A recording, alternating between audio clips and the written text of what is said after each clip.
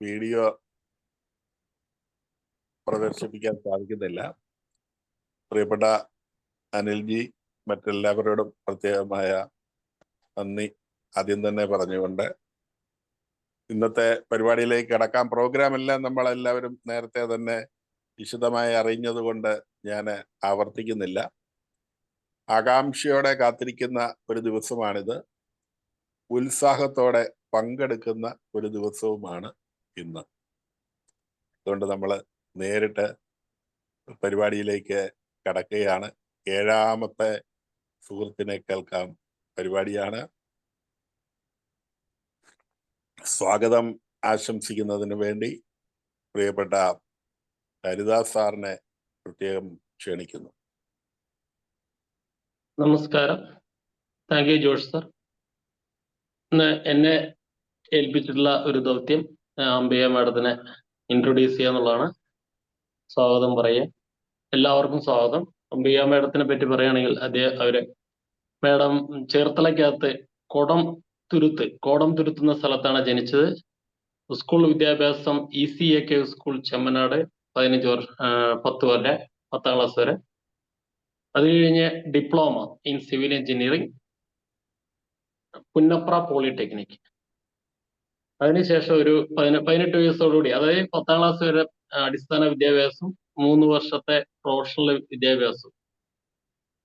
അതിനുശേഷം 18 വയസ്സ് മുതൽ 24 വയസ്സ് വരെ സെന്റ് ജോസഫ് ITIയിൽ തുറവൂർ ടീച്ചറായിട്ട് വർക്ക് ചെയ്തു.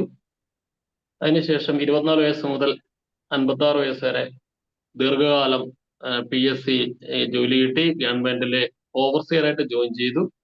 അസിസ്റ്റന്റ് എഞ്ചിനീയർ ആയിട്ട് നല്ല സർവീസ് സേവനത്തോടുകൂടി സസ്പെൻഷൻ മറ്റും കാര്യങ്ങളൊന്നും ഇല്ലാതെ റിട്ടയർ ചെയ്തു.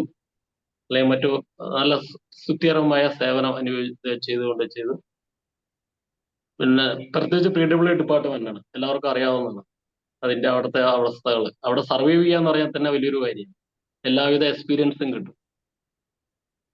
അവിടെ തേർഡ് പാർട്ടി പേയ്മെന്റ് ഒക്കെ നടക്കുന്ന സ്ഥലങ്ങൾ, തേർഡ് പാർട്ടിയെ ഡീൽ ചെയ്യേണ്ട അവസ്ഥകൾ, അത് ഞാൻ 2 കൊല്ലം അനുഭവിച്ചതാണ്. അതുകൊണ്ട് പിന്നെ അടുത്തത് അവര് വീണ്ടും റിട്ടയർമെന്റ് ശേഷം ആക്റ്റീവായിട്ട് വീണ്ടും പഴയ സ്കൂളിലേക്ക് സെന്റ് ജോസഫ് ITIയിൽ തുറവൂരിൽ ഇപ്പൊ ടീച്ചറായിട്ട് വർക്ക് ചെയ്യുന്നു. ഒരു മോള്, ഒരു വിവാഹം കഴിഞ്ഞു, ഒരു പെൺകുട്ടി പേരക്കുട്ടിയായിട്ടുണ്ട്. അങ്ങനെ വളരെ സന്തോഷകരമായ ജീവിതം. അതോടൊപ്പം തന്നെ ബ്രഹ്മകുമാരീസുമായിട്ട് ബന്ധപ്പെട്ട് അവരുടെ മെഡിറ്റേഷനോ യോഗയൊക്കെ പ്രാക്ടീസ് ചെയ്യുന്നു. രാജസ്ഥാനിലെ എല്ലാ വർഷവും മൗണ്ട് ആബു എന്ന സ്ഥലത്ത് വിസിറ്റ് ചെയ്യാറുണ്ട്. അതൊരു ലോകത്ത് അറിയപ്പെടുന്ന ഒരു തീർത്ഥാടന സ്ഥലമാണ്. ഇതൊക്കെയാണ് അംബിക മാഡത്തിനെ വെച്ച് പറയുന്നത്. പിന്നെ നമ്മുടെ പുനർനവയിലെ എല്ലാവർക്കും അറിയാം, വളരെ ആക്റ്റീവ് മെമ്പറാണ്. അമ്പു എന്നുള്ള ഷോർട്ട് നെയിമിൽ അറിയപ്പെടുന്ന അവർക്ക് എല്ലാവരുടെയും സ്നേഹാദരണങ്ങൾ പിടിച്ചു പറ്റാൻ കഴിഞ്ഞിട്ടുണ്ട്. വിഷയവും അത് തന്നെയാണ്. അംബിക മാഡത്തിനെ വളരെ ഹാർദവമായി എല്ലാവരുടെയും പേരിൽ, പുനർനവയുടെ പേരിൽ സ്വാഗതം ചെയ്യുന്നു. Thank you.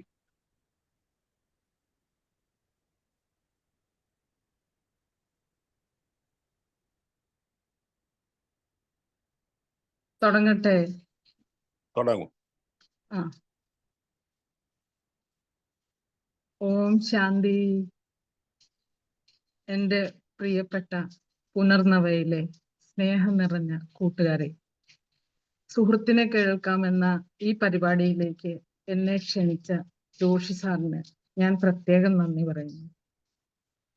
ഈ പരിപാടി ഓർഗനൈസ് ചെയ്ത് നടത്തുന്ന ജോഷി സാറിനെയും ഈ പുനർനവ ഗ്രൂപ്പിനെ ഒരു കുടക്കീഴിൽ വളരെ അച്ചടക്കത്തോടെ കൊണ്ടുപോകുന്ന പ്രദീപ് സാറിനെയും, സ്വാഗതം പറഞ്ഞ ഹരിജിയെയും, അഡ്മിന്മാരായ മൂർത്തിജി, അനിൽജി, രവിയേട്ടൻ തുടങ്ങി എൻ്റെ എല്ലാ സ്നേഹമുള്ള കൂട്ടുകാരെയും ഞാൻ എൻ്റെ ഈ സുഹൃത്തിനെ കേൾക്കാമെന്ന പരിപാടിയിലേക്ക് ക്ഷണിക്കുകയാണ്.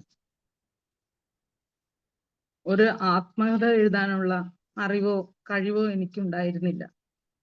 അതിന് പല മാർഗനിർദ്ദേശങ്ങളും പറഞ്ഞു തന്ന ജോഷി സാറിന് ഞാൻ പ്രത്യേകം നന്ദി പറയുന്നു. എനിക്ക് ഇതിൽ അതിയായ സന്തോഷമുണ്ട്. ഈ പരിപാടി അവതരിപ്പിക്കുന്നതിന് എനിക്ക് അതിയായ സന്തോഷമുണ്ട്. എൻ്റെ ജീവിതത്തിലേക്ക് ഒന്ന് തിരിഞ്ഞു നോക്കാൻ സാധിച്ചതിലും അതിൽ എന്നെ ഞാനാക്കിയ പലരെയും കുറിച്ച് നന്ദിയോടെ ഓർക്കാൻ കഴിഞ്ഞതിലും എനിക്ക് വളരെ സന്തോഷമുണ്ട്. ഞാൻ ചേർത്തല താലൂക്കിലെ കോടന്തുരുത്ത് എന്ന ഗ്രാമത്തിലാണ് ജനിച്ചത്. ഞാൻ എൻ്റെ വീട്ടിലെ മൂത്ത മകളാണ്. എനിക്കൊരു സഹോദരനും ഒരു സഹോദരിയുമാണ് ഉള്ളത്. എൻ്റെ അച്ഛൻ ശ്രീധരൻ പുത്തിയതോട്ടിൽ ഒരു അരിക്കടയായിരുന്നു നടത്തിക്കൊണ്ടിരുന്നത്. പഠിക്കാൻ മിടുക്കനായിരുന്നിട്ടും 1.5 രൂപ ഫീസ് കൊടുക്കാൻ ഇല്ലാതിരുന്നതിനാലും താഴെയുള്ള 3 സഹോദരങ്ങളെയും അമ്മയെയും സംരക്ഷിക്കുന്നതിനു വേണ്ടി 7ാം ക്ലാസ്സിൽ വെച്ച് തന്നെ പഠിത്തം നിർത്തുകയും ചെയ്തു. 12 വയസ്സുള്ളപ്പോൾ മുതൽ ഒരു കടയിലെ ജോലി ചെയ്യുകയായിരുന്നു എൻ്റെ അച്ഛൻ. പഠിക്കാൻ വളരെ ആഗ്രഹമുണ്ടായിരുന്നിട്ടും പഠിക്കാൻ കഴിയാതിരുന്നതിന്റെ ദുഃഖം അച്ഛന് വളരെ ഉണ്ടായിരുന്നു. അതിനാൽ ഞങ്ങളോട് 3 പേരോടും അച്ഛൻ പറയുമായിരുന്നു, നിങ്ങൾക്ക് എത്ര വേണമെങ്കിലും പഠിക്കാം, ഞാൻ നിങ്ങളെ പഠിപ്പിക്കും. അച്ഛൻ പറഞ്ഞു തന്ന ഒത്തിരി കാര്യങ്ങൾ എൻ്റെ മനസ്സിൽ നിറഞ്ഞു നിൽക്കുന്നുണ്ട്. 5-6 വയസ്സുള്ളപ്പോൾ എൻ്റെ കൈയും പിടിച്ച് റോഡിലൂടെ നടക്കുമ്പോൾ വഴിയിൽ നന്നായി പൊതിഞ്ഞ ഒരു കടലാസ് പൊതി കിടന്നിരുന്നു. കുഞ്ഞു മനസ്സിന്റെ ജിജ്ഞാസയോടെ പൊതിയെടുക്കാനായി ഞാൻ കുനിഞ്ഞപ്പോൾ അച്ഛൻ അത് കാലുകൊണ്ട് തട്ടി മാറ്റി.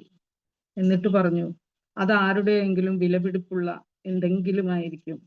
അവർ അത് തിരഞ്ഞു വരും, നമ്മൾ അത് എടുക്കേണ്ട, അവർക്കത് കിട്ടിക്കോട്ടെ. സത്യസന്ധതയ്ക്ക് വളരെ മൂല്യമുണ്ടെന്ന് അന്ന് ഞാൻ മനസ്സിലാക്കി. വല്ലാതെ ഹൃദയത്തെ സ്പർശിക്കുന്ന ചില ചിത്രങ്ങൾ നമ്മൾ മരിക്കുവോളം മറക്കില്ല. ആരോടും കയർത്ത് സംസാരിക്കരുത്, എല്ലാവരെയും ബഹുമാനിക്കണം, ജാതി മത വ്യത്യാസമില്ലാതെ എല്ലാ മനുഷ്യരെയും ഒരുപോലെ സ്നേഹിക്കണം, എപ്പോഴും കർമ്മനിരതരായിരിക്കണം, കടം വാങ്ങി ഒന്നും ചെയ്യരുത്. ഇതൊക്കെ എൻ്റെ അച്ഛൻ എനിക്ക് കാണിച്ചു തന്നതും പറഞ്ഞു തന്നതുമായ കാര്യങ്ങളാണ്.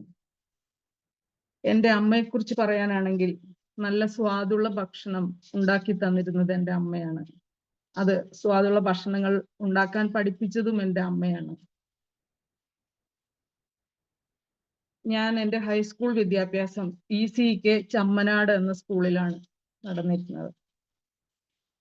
ഹൈസ്കൂൾ വിദ്യാഭ്യാസത്തിന് ശേഷം ചേർത്തലയിലെ സെന്റ് മൈക്കിൾസ് കോളേജിൽ ഞാൻ സയൻസ് ഫസ്റ്റ് ഗ്രൂപ്പ് എടുത്ത് പ്രീ ഡിഗ്രിക്ക് പഠിക്കാൻ തുടങ്ങി.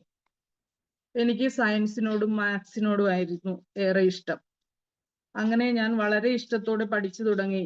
1 മാസം കഴിഞ്ഞപ്പോഴാണ് അച്ഛൻ പറയുന്നത്, നിനക്ക് പുന്നപ്ര പോളിടെക്നിക്കിൽ അഡ്മിഷൻ കിട്ടിയിട്ടുണ്ട്, കോളേജിൽ നിന്ന് TC വാങ്ങണം, അവിടെ ഹോസ്റ്റലിൽ നിന്ന് പഠിക്കണം. വളരെ ദുഃഖത്തോടെയാണ് ഞാനത് കേട്ടത്. എനിക്ക് തീരെ ഇഷ്ടമില്ലായിരുന്നു. എൻ്റെ ജീവിതത്തിലെ ആദ്യ പൊരുത്തപ്പെടൽ അതായിരുന്നു. അച്ഛൻ നല്ലതേ പറയൂ എന്ന വിശ്വാസത്തിൽ വളരെ വിഷമത്തോടെ കോളേജിലെ പഠിത്തം അവസാനിപ്പിച്ച് ഞാൻ പോളിടെക്നിക്കിൽ സിവിൽ എഞ്ചിനീയറിംഗിന് ചേർന്നു. അവിടെയും സിവിൽ എഞ്ചിനീയറിംഗ് എന്ന പുതിയ സബ്ജക്റ്റ് ഞാൻ ഒത്തിരി ഇഷ്ടപ്പെട്ട് പഠിച്ചു തുടങ്ങി. ആഹാരങ്ങളോടും ജീവിത രീതികളോടും വിശപ്പിനോടും ഞാൻ വളരെ പൊരുത്തപ്പെട്ട ദിവസങ്ങളായിരുന്നു അത്.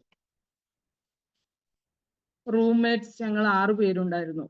6 സ്വഭാവത്തിലുള്ളവരാണെങ്കിലും ഞങ്ങൾ നല്ല സുഹൃത്ത് ബന്ധത്തിലായിരുന്നു.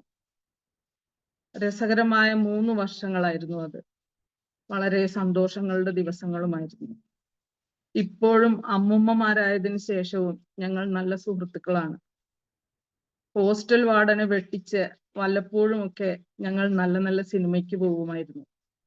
ആലപ്പുഴയിലെ ഒരു ഹോട്ടലിൽ നിന്നും ഞങ്ങൾ പൊറോട്ടയും ബീഫും ഒക്കെ കഴിക്കുമായിരുന്നു.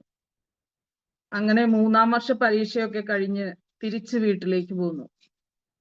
2 ആഴ്ച കഴിഞ്ഞു. റിസൾട്ട് വരുന്നതിന് മുന്നേ ഞാൻ ഒരു ദിവസം ഉച്ചയ്ക്ക് സുഖമായി കിടന്നുറങ്ങിയപ്പോഴാണ് അമ്മ വിളിച്ചിട്ട് പറഞ്ഞത്, നിന്നെ ഒരു പള്ളിയിൽ അച്ഛൻ കാണാൻ വന്നിരിക്കുന്നു. ഞാൻ ചെന്നപ്പോൾ അച്ഛൻ എന്നോട് പറഞ്ഞു, ഞാൻ സെന്റ് ജോസഫ് ITസിലെ പ്രിൻസിപ്പൾ ആണ്, നിനക്ക് അവിടെ പഠിപ്പിക്കാൻ ഒരു വേക്കൻസി ഉണ്ട്, വരൂ എന്ന്. അയ്യോ, എനിക്ക് പേടിയാണ് അച്ഛോ എന്ന് ഞാൻ പറഞ്ഞു. പേടിയൊക്കെ ഞാൻ മാറ്റിത്തരാം, നീ വന്നോളൂ. അങ്ങനെ ഞാൻ കോളേജിൽ പോയി. പിള്ളേരെ ഒന്ന് ഓടിച്ചു നോക്കിയപ്പോൾ മനസ്സിലായി എല്ലാവരും എൻ്റെ ചേട്ടന്മാരാണ്.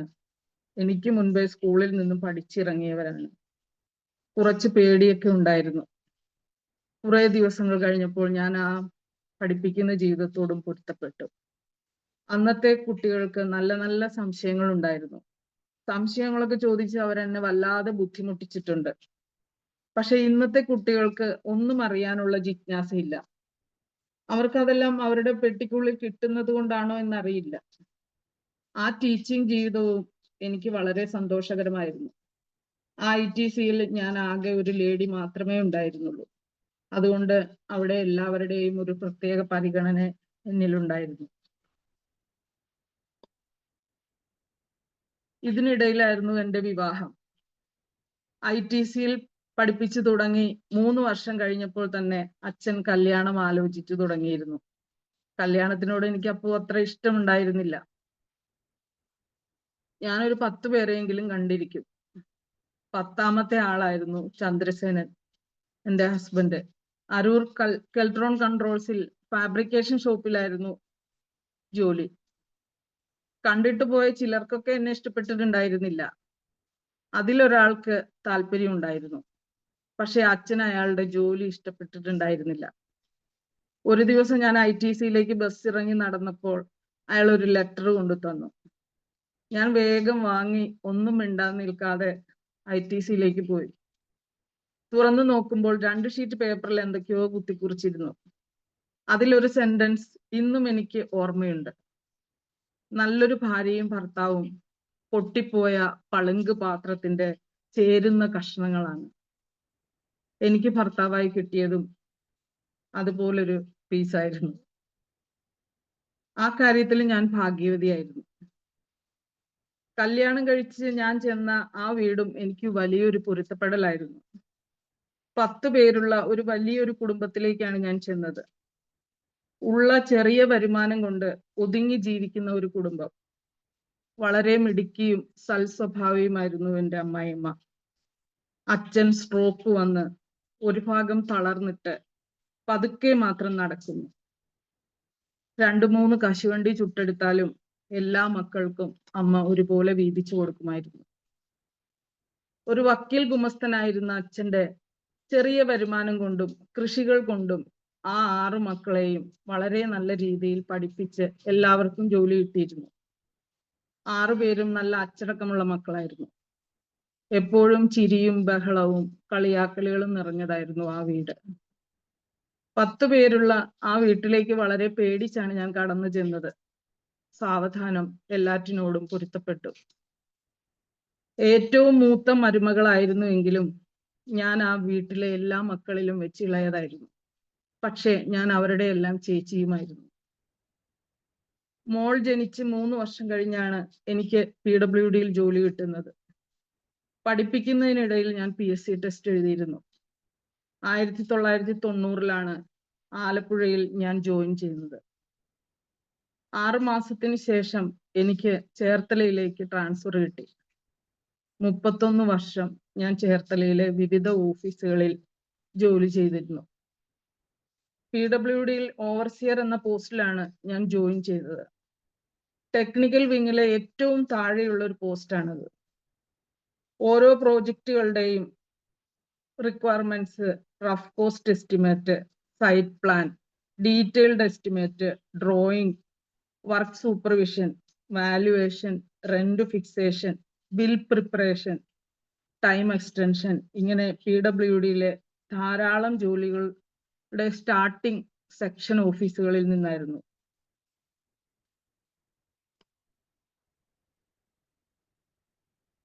കഠിനമായ വെയിലിലും മഴയിലും ജോലി ചെയ്യേണ്ട ഒരു പോസ്റ്റാണത്. തിരക്ക് പിടിച്ച ജോലികളിലൂടെ കടന്നുപോയ 25 വർഷങ്ങൾ എനിക്ക് തികച്ചും പ്രയാസമേറിയതും ടെൻഷൻ നിറഞ്ഞതുമായിരുന്നു. പലപ്പോഴും ഹോംവർക്കുകളും ഉണ്ടായിരുന്നു. എൻ്റെ ഹസ്ബൻഡ് ഈ എല്ലാ ജോലികളിലും വീട്ടിലെ കാര്യങ്ങൾ മാനേജ് ചെയ്യുന്നതിലും എന്നെ വളരെ സഹായിച്ചിരുന്നു. ഒരു ദിവസം ഈ സഹായങ്ങൾ നിലച്ചു പോയപ്പോഴാണ് ഞാൻ ശരിക്കും അറിഞ്ഞത് എനിക്ക് കിട്ടിയിരുന്ന സഹായങ്ങൾ എത്രയേറെയായിരുന്നു എന്ന്. മോൾ ജനിച്ച് 6 വയസ്സിന് ശേഷം ഹസ്ബൻഡിന്റെ ഇളയ സഹോദരൻ വിവാഹം കഴിക്കുകയും ഞങ്ങൾ ഇപ്പോൾ താമസിക്കുന്ന വീട് വാങ്ങുകയും താമസം തുടങ്ങുകയും ചെയ്തു. രാവിലെ 7:50 ഹസ്ബൻഡിന് പോകേണ്ടി വരും. മിക്കവാറും അതിനേക്കാൾ മുന്നേ സൈറ്റിൽ ജോലികൾ തുടങ്ങുന്നതിനാൽ എനിക്കും പോകേണ്ടി വരും. മോളെ റെഡിയാക്കി നിർത്തി വീട് പൂട്ടിയായിരിക്കും ഞങ്ങൾ പലപ്പോഴും പോകുന്നത്. അവൾ തിരിച്ചു വരുമ്പോഴും മിക്കപ്പോഴും ഞങ്ങൾ രണ്ടുപേരും തിരിച്ചു വന്നിട്ടുണ്ടാവില്ല. അവൾ പലപ്പോഴും പറഞ്ഞിട്ടുണ്ട്, സ്കൂൾ വിട്ട് പ്രതീക്ഷയോടെ വീട്ടിലേക്ക് വരുന്ന ഒരു കുട്ടി അടഞ്ഞു കിടക്കുന്ന ഒരു വീടിന്റെ വാതിൽ കാണുമ്പോൾ ആ കുഞ്ഞു മനസ്സിനുണ്ടാകുന്ന ഒരു വേദനയുണ്ട്. അവൾ ഒരു പക്ഷേ അന്ന് മനസ്സിൽ തീരുമാനിച്ചിരിക്കും, എൻ്റെ കുട്ടിയെ ഞാൻ അങ്ങനെ ആക്കില്ല എന്ന്. പലപ്പോഴും നന്നായി സ്നേഹിക്കാൻ അറിയില്ലാത്ത ഒരമ്മയായിരുന്നു ഞാൻ. പലതിനും ഞാൻ വഴക്ക് പറയും, ഉപദേശിക്കും. എന്നെ പോലെ കഷ്ടപ്പെട്ട് ജോലി ചെയ്യണം, വീട് നോക്കണം എന്നൊക്കെയായിരുന്നു എൻ്റെ ധാരണ. ഡിഗ്രിക്കൊക്കെ പഠിച്ചുകൊണ്ടിരുന്നപ്പോൾ തന്നെ അവൾ എന്നോട് പറയുമായിരുന്നു, അമ്മ എന്നെ നോക്കി പഠിച്ചോളൂ, ഒരു കുട്ടിയെ വളർത്തേണ്ടത് എങ്ങനെയെന്ന് ഞാൻ കാണിച്ചു തരും. അത് വളരെ ശരിയായിരുന്നു. എൻ്റെ കൊച്ചുമോൾ ഗായത്രിയുടെ വാശി പിടിച്ചുള്ള ഒരു കരച്ചിലോ അവൾ ദേഷ്യത്തിൽ സംസാരിക്കുന്നതോ ഒന്നും പറ്റില്ല എന്ന് പറയുന്നതോ എന്തെങ്കിലും വേണമെന്ന് ശാഠ്യം പിടിക്കുന്നതോ ഞാൻ ഇവിടെ കേട്ടിട്ടേയില്ല. അതിനാൽ അമ്മുമ്മ എന്ന റോളും എനിക്കില്ല. ആദ്യമൊക്കെ അതൊക്കെ എനിക്ക് വലിയ പ്രശ്നങ്ങളായിരുന്നു. ഇന്ന് അതൊക്കെ ഞാൻ വളരെ സന്തോഷത്തോടെ കാണാൻ പഠിച്ചു. അതിനോടും ഞാൻ സമരസപ്പെട്ടു. ചാച്ചു പഠിക്കുന്ന സ്കൂളിലും അവൾ സ്കൂളിലെ ഏത് ആക്ടിവിറ്റികളിലും ചെസ് കോമ്പറ്റീഷനുകളിലൊക്കെ അവൾ മുൻപന്തിയിലാണ്. ഡിസ്റ്റിങ്ഷനോട് കൂടി കുസാറ്റിൽ നിന്നും M.Tech പാസ്സായിട്ടും എൻ്റെ മോൾ വീട്ടിലൊതുങ്ങി അവൾ കുട്ടിയെയും ഭർത്താവിനെയും നോക്കുന്നതിൽ സന്തോഷം കണ്ടെത്തുന്നു. അവളുടെ അച്ഛൻ്റെ സന്തോഷങ്ങൾ എല്ലാം വീടിനോട് ചുറ്റിപ്പറ്റിയായിരുന്നു. നഷ്ടത്തിലോടുന്ന കെൽട്രോണിൽ നിന്നും പല സ്ഥാപനങ്ങളിലേക്കും പോകാനുള്ള അവസരങ്ങൾ ഉണ്ടായിരുന്നു. ONGC ബിവറേജസിലേക്കൊക്കെ പോകാമായിരുന്നു. പക്ഷെ അച്ഛൻ വീട് വിട്ടു പോകാൻ മടിയുള്ള ഒരാളായിരുന്നു. എൻ്റെ മകളുടെ ത്യാഗത്തെ, സമ്പത്തിനോടും ആർഭാടങ്ങളോടും കാണിക്കുന്ന ത്യാഗ മനോഭാവത്തോട് ചിലപ്പോഴെങ്കിലും എനിക്ക് അഭിമാനം തോന്നാറുണ്ട്. ആ ത്യാഗ മനോഭാവം അവൾ ഒരു പക്ഷെ അച്ഛനിൽ നിന്ന് പഠിച്ചതായിരിക്കും. 2013 മെയ്യിൽ ഹസ്ബൻഡ് കെൽട്രോണിൽ നിന്നും റിട്ടയർ ചെയ്തു. അതിനുശേഷം വീട്ടിൽ എൻ്റെയും മോളുടെയും വീട്ടിലെ കാര്യങ്ങളും ഒക്കെ നോക്കി അങ്ങനെ കഴിയുമ്പോഴാണ് മോളുടെ വിവാഹം ആലോചിക്കുന്നതും 2014 അവളുടെ വിവാഹം നടക്കുന്നതും. വെള്ളൂർ ന്യൂസ് പ്രിന്റ് ഫാക്ടറിക്ക് അടുത്താണ് റെനീഷിന്റെ വീട്. എൻ്റെ മരുമകൻ റെനീഷാണ്. അവർ 2 ആൺകുട്ടികളാണ്. അമ്മ ടീച്ചറായിരുന്നു, അച്ഛന് ന്യൂസ് പ്രിന്റ് ഫാക്ടറിയിലായിരുന്നു ജോലി. റെനീഷ് IT ഫീൽഡിൽ ജോലി ചെയ്യുന്നു. 2015 ഞങ്ങൾക്ക് ഒരു കൊച്ചുമോൾ ഉണ്ടാകുന്നത്. ഗായത്രി, ചാച്ചു എന്ന് വിളിക്കും. മക്കൾ ഇടയ്ക്കൊക്കെ ഞങ്ങളുടെ വീട്ടിലും അവരുടെ വീട്ടിലും ഒക്കെ ആയിട്ടായിരുന്നു താമസിച്ചുകൊണ്ടിരുന്നത്. 2017 ഞങ്ങളുടെ വീട്ടിലേക്ക് കഠിനമായ ദുഃഖങ്ങളുടെ ദിവസങ്ങൾ കടന്നു വന്നത്. മോളുടെ വിവാഹശേഷം യോഗ, അമ്പലം, കൃഷി എന്നിവയൊക്കെയായി വളരെ സന്തോഷത്തോട് നടന്നിരുന്ന ഞങ്ങളിലേക്ക് പനിയുടെ രൂപത്തിലാണ് ലിവർ ക്യാൻസർ എന്ന മാരകമായ രോഗം കടന്നു വന്നത്. ലേക്ക് ഷോർ ഹോസ്പിറ്റലിലെ H. രമേശ് എന്ന പ്രസിദ്ധനായ ഡോക്ടറാണ് രോഗം കണ്ടുപിടിച്ചത്. ആദ്യം അത് ക്യാൻസർ ആണെന്നും പിന്നീട് ക്യാൻസർ അല്ല എന്നും പരസ്പര വിരുദ്ധമായിട്ടാണ് അവർ പറഞ്ഞിരുന്നത്. പിന്നീട് പറഞ്ഞു ലിവറിൽ ഒരു ഗ്രോത്ത് ഉണ്ട്, ഒരു ഓപ്പറേഷൻ ചെയ്താൽ മാറും എന്ന്. അദ്ദേഹത്തിന് അല്പം പോലും താല്പര്യമില്ലാതിരുന്നിട്ടും ഒരു മേജർ ഓപ്പറേഷൻ നടത്തുകയും വളരെ ഫാസ്റ്റായി മുറിവുകളൊക്കെ ഉണങ്ങുകയും മിടുക്കനായി സുഖമായിരുന്ന ആൾക്ക് വീണ്ടും പനി വന്നപ്പോഴാണ് അറിയുന്നത് ക്യാൻസർ മറ്റു പല അവയവങ്ങളിലേക്കും സ്പ്രെഡ് ചെയ്ത് കഴിഞ്ഞുവെന്ന്. ഡോക്ടർമാർ ഈ വിവരങ്ങളൊക്കെ പറയുമ്പോൾ ഒരാൾ പോലും അരികിലില്ലാതെ എങ്കിൽ ഈ വിവരങ്ങളും വിഷമങ്ങളും അദ്ദേഹത്തെ അറിയിക്കാതെ ഇരിക്കാനും ഞാൻ ഒത്തിരി പ്രയാസപ്പെട്ടിട്ടുണ്ട്. എൻ്റെ ജീവിതത്തിലെ ഏറ്റവും കടുത്ത ഒറ്റപ്പെടലുകളും ദുഃഖങ്ങളും അനുഭവിച്ച ദിവസങ്ങളായിരുന്നു അതൊക്കെ. ICUവിന്റെ മുന്നിൽ മണിക്കൂറുകളും ദിവസങ്ങളും ഞാൻ ഒറ്റയ്ക്കായിരുന്നു. അവസാനം ലേക്ക് ഷോറിൽ നിന്നും കൈയൊഴിഞ്ഞു വിട്ടപ്പോൾ വീണ്ടും ഞങ്ങൾ നാച്ചുറോപ്പതി, ആയുർവേദം, ഹോമിയോ, ചോറ്റാനിക്കര ഹോമിയോ കോളേജ് എന്നിവിടങ്ങളിലെല്ലാം കൊണ്ടുപോയിരുന്നു. എന്നാൽ ഒരു മേജർ ഓപ്പറേഷൻ കഴിഞ്ഞു എന്ന കാരണത്താൽ അവരൊന്നും ഏറ്റെടുത്തിരുന്നില്ല. അലോപ്പതി എന്ന ശാസ്ത്രത്തോട് എനിക്ക് കഠിനമായ വെറുപ്പ് തോന്നിയിരുന്ന ദിവസങ്ങളായിരുന്നു. എൻ്റെ മരുമകനാണെങ്കിലും ഒരു സ്വന്തം മോനെ പോലെ റെനീഷ് അവന്റെ ജോലിയും ഹോസ്പിറ്റലുമായി ഒത്തിരി കഷ്ടപ്പാടുകൾ സഹിച്ചിട്ടുണ്ട്. അങ്ങനെ 2017 മെയ് 20 അദ്ദേഹം മരണപ്പെട്ടു. ഞങ്ങളുടെ സ്വന്തം മോനായി കണ്ടതുകൊണ്ടും ഇനി അവൻ മാത്രമല്ലേ ഉള്ളൂ എന്ന ചിന്തയിലും അദ്ദേഹത്തിന്റെ അന്ത്യകർമ്മങ്ങൾ അവനെ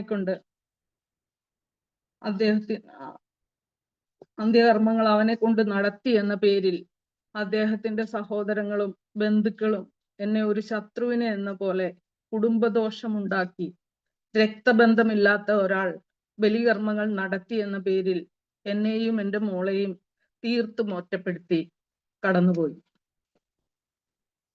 അദ്ദേഹത്തിന്റെ ആ കഠിനമായ രോഗാവസ്ഥയിലും വേദനകളിലും ഒരു മനുഷ്യന് ഇത്ര ആത്മസംയമനം ഉണ്ടാകുമോ എന്ന് ഞാൻ പലപ്പോഴും എന്നോട് തന്നെ ഞാൻ ചോദിച്ചിട്ടുണ്ട്. 6 മാസത്തെ ആശുപത്രി ജീവിതത്തിലും കഠിനമായ വേദനകളിലും സ്നേഹമല്ലാതെ അല്പം പോലും ദേഷ്യം ഞാൻ ആ മുഖത്ത് കണ്ടിട്ടില്ല. ദേഷ്യമോ വെറുപ്പോ ഞാൻ കണ്ടിട്ടില്ല. എത്രത്തോളം സ്നേഹിക്കാമോ അത്രയും സ്നേഹവും അവസാനം വരെ ആ കണ്ണുകളിലൂടെ എനിക്ക് കാണാമായിരുന്നു. ഈ കടുത്ത ദുഃഖങ്ങളിൽ വീട്ടിലെ കാര്യങ്ങളും ഓഫീസിലെ കാര്യങ്ങളും കൈകാര്യം ചെയ്യാൻ പറ്റാതിരുന്ന സമയത്താണ് എൻ്റെ മോൻ പറഞ്ഞത്, അമ്മ ഏതെങ്കിലും ആത്മീയ സ്ഥാപനത്തിൽ ചേരൂ എന്ന്. എൻ്റെ മോളുടെ അവസ്ഥയും തികച്ചും ദയനീയമായിരുന്നു. അവൾ കുഞ്ഞിനെ പോലും നോക്കുന്നുണ്ടായിരുന്നില്ല. അച്ഛൻ അവൾക്ക് അത്രയും പ്രിയപ്പെട്ട ഒരാളായിരുന്നു. അങ്ങനെയാണ് ഞാൻ ബ്രഹ്മകുമാരീസിനെ കുറിച്ച് ചിന്തിച്ചതും മോൾ എനിക്ക് നമ്പർ കണ്ടുപിടിച്ച് തന്നതും. അങ്ങനെ ഞങ്ങൾ രണ്ടുപേരും ഒരാഴ്ച 1 മണിക്കൂർ വീതം ക്ലാസ്സുകൾ കേട്ടു. ബ്രഹ്മകുമാരീസിലെ ദീപ സിസ്റ്റർ ആയിരുന്നു ചേർത്തല സെന്ററിന്റെ ഇൻചാർജ്. ക്ലാസ് കേൾക്കാനായി ചെല്ലുമ്പോൾ സിസ്റ്ററിന്റെ സ്നേഹം, സംസാരം, വിനയം, അവർ ഫോളോ ചെയ്യുന്ന കാര്യങ്ങൾ എല്ലാം എനിക്ക് പുതുമ നിറഞ്ഞതായിരുന്നു.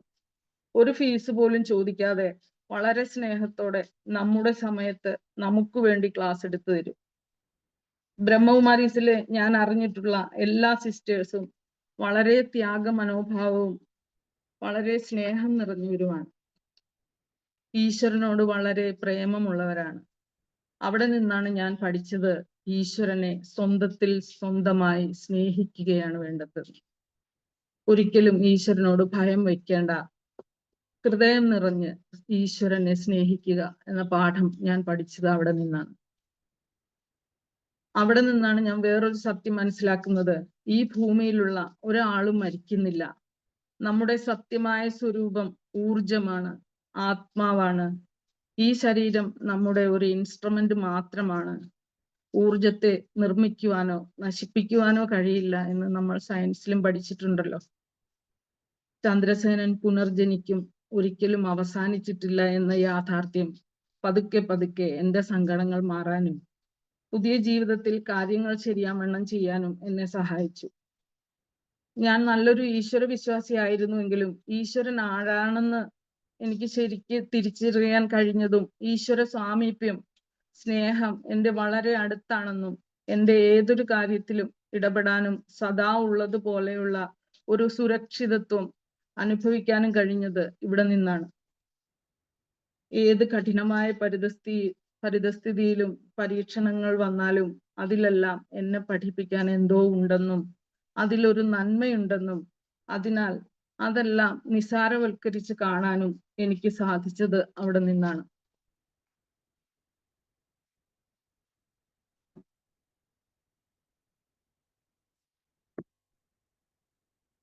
ഇവിടെ വരുന്നതിന് മുൻപ് എൻ്റെ എല്ലാ സങ്കടങ്ങളും ദുഃഖങ്ങളും ഈശ്വരനാണ് തരുന്നതെന്ന് ഒരു വിശ്വാസം എനിക്കുണ്ടായിരുന്നു. പക്ഷെ അതെല്ലാം ഇപ്പോഴോ അല്ലെങ്കിൽ മുൻ ജന്മങ്ങളിലോ ഞാൻ ചെയ്ത കർമ്മങ്ങളുടെ ഫലമാണെന്നും എൻ്റെ കർമ്മങ്ങൾ മറ്റുള്ളവർക്ക് സുഖത്തെ കൊടുക്കണമെന്നും തിരിച്ചറിഞ്ഞത് ഞാൻ ഇവിടെ നിന്നാണ്. എല്ലാ കാര്യങ്ങളും വളരെ പോസിറ്റീവായി ചിന്തിക്കണമെന്ന് പണ്ട് മുതൽക്കേ കേട്ടിരുന്നു. വളരെ നല്ല കാര്യങ്ങളും കേട്ടിരുന്നു. പക്ഷേ അതെങ്ങനെ പ്രാക്ടിക്കൽ ആക്കാം എന്ന് പഠിച്ചത് ഇവിടെ നിന്നാണ്. എങ്ങനെയുള്ള ജീവിത സാഹചര്യങ്ങളായാലും മനസ്സിനെ ഒരു പോസിറ്റീവ് ആക്കാനും ഇടപെടുന്ന വ്യക്തികളുടെ നന്മകളെ കണ്ട് അവരോട് ചേർന്ന് പോകാനുമുള്ള ഒരു സയൻസ് ഞാൻ ഇവിടെ നിന്ന് സ്വായത്തമാക്കി. അപ്പോൾ നമ്മൾ സ്വയം അനുഭവിക്കുന്ന ഒരു സന്തോഷമുണ്ട്. അത് പറഞ്ഞറിയിക്കാനാവാത്തതാണ്. ഇന്നത്തെ ഈ നന്മകൾ ശീലിക്കുന്ന ജീവിതം ഒരു നല്ല നാളേക്കുള്ളതാണെന്നും അവിടെ നിന്ന് ഞാൻ പഠിച്ചു. നീ സമ്പാദിച്ച യാതൊരു ഭൗതിക സ്വത്തും നിനക്ക് മരിക്കുമ്പോൾ ആത്മാവിന്റെ കൂടെ കൊണ്ടുപോകാനാവില്ല. എന്നാൽ നീ സ്വായത്തമാക്കുന്ന നല്ല ഈശ്വരീയ ഗുണങ്ങളാണ് നിന്റെ മൂല്യമുള്ള സമ്പത്തെന്നും അതാണ് ശരിക്കും നിന്റെ ആത്മാവിന്റെ കൂടെ നിനക്ക് കൊണ്ടുപോകാൻ സാധിക്കുന്നതെന്നും ഞാൻ ഇവിടെ നിന്നാണ് പഠിച്ചത്. എങ്ങനെ എല്ലാവരെയും ബഹുമാനിക്കണമെന്നും നമ്മുടെ മനസ്സിന്റെ അവസ്ഥ എപ്പോഴും ഒരു ഉയർന്ന ലെവലിൽ കൊണ്ടുവരാൻ സാധിക്കുമെന്നതും ഞാൻ പഠിച്ചു. നിന്റെ കർമ്മങ്ങൾ നന്നായി ചെയ്യുമ്പോഴും എപ്പോഴും ഭഗവാന്റെ ഒരു ചിന്ത വേണമെന്നുള്ള ബോധം എനിക്കുണ്ടായിത്തീർന്നു. കഴിഞ്ഞുപോയ സങ്കടപ്പെടുത്തുന്ന ഭൂതകാലങ്ങളെ കുറിച്ച് ചിന്തിക്കാതെ, അറിയില്ലാത്ത ഒരു ഭാവിയെ കുറിച്ച് വേവലാതിപ്പെടാതെയും ജീവിതം മുന്നോട്ട് കൊണ്ടുപോകാൻ ഇപ്പോൾ എനിക്ക് കഴിയുന്നു. അതെല്ലാം ഞാൻ പഠിച്ചത് ഇവിടെ നിന്ന് തരുന്ന ഡെയിലി ക്ലാസ്സുകളിൽ നിന്നാണ്. 2022 മെയ് 31 ഞാൻ റിട്ടയർ ചെയ്തത്. റിട്ടയർ ചെയ്യുന്നതിന് മുന്നേ ഞാൻ ആലോചിച്ചു തുടങ്ങിയിരുന്നു, വീട്ടിൽ വെറുതെ ഇരിക്കരുത്, കുട്ടികളെ പഠിപ്പിക്കുന്നത് എനിക്ക് വളരെ ഇഷ്ടമാണ്. 32 വർഷത്തെ PWDയിലെ ജീവിതം, ജോലി, സിവിൽ എഞ്ചിനീയറിംഗിലെ ഒത്തിരി പ്രായോഗികമായ അറിവ് എനിക്ക് ലഭിച്ചിരുന്നു. അത് ആർക്കെങ്കിലും ഒക്കെ പ്രയോജനപ്പെടട്ടെ എന്ന് ഞാൻ ചിന്തിച്ചു. 32 വർഷം മുന്നേയുള്ള കുട്ടികളും ഇന്നത്തെ കുട്ടികളുമായി ഒത്തിരി വ്യത്യാസമുണ്ട്. ഞാൻ ഈ ജോലി നന്നായി ആസ്വദിച്ച് ചെയ്യുന്നു. സാമ്പത്തികമായി നേട്ടമുണ്ടോ എന്ന് ചോദിച്ചാൽ വളരെ ഒന്നുമില്ല. പക്ഷേ ഞാൻ അതിൽ നിന്ന് അനുഭവിക്കുന്ന സന്തോഷങ്ങൾക്ക് വളരെ മൂല്യമുണ്ട്. അവരെ സ്നേഹപൂർവം മെരുക്കാനും അനുസരിപ്പിക്കാനും എനിക്ക് കഴിയുന്നുണ്ട്.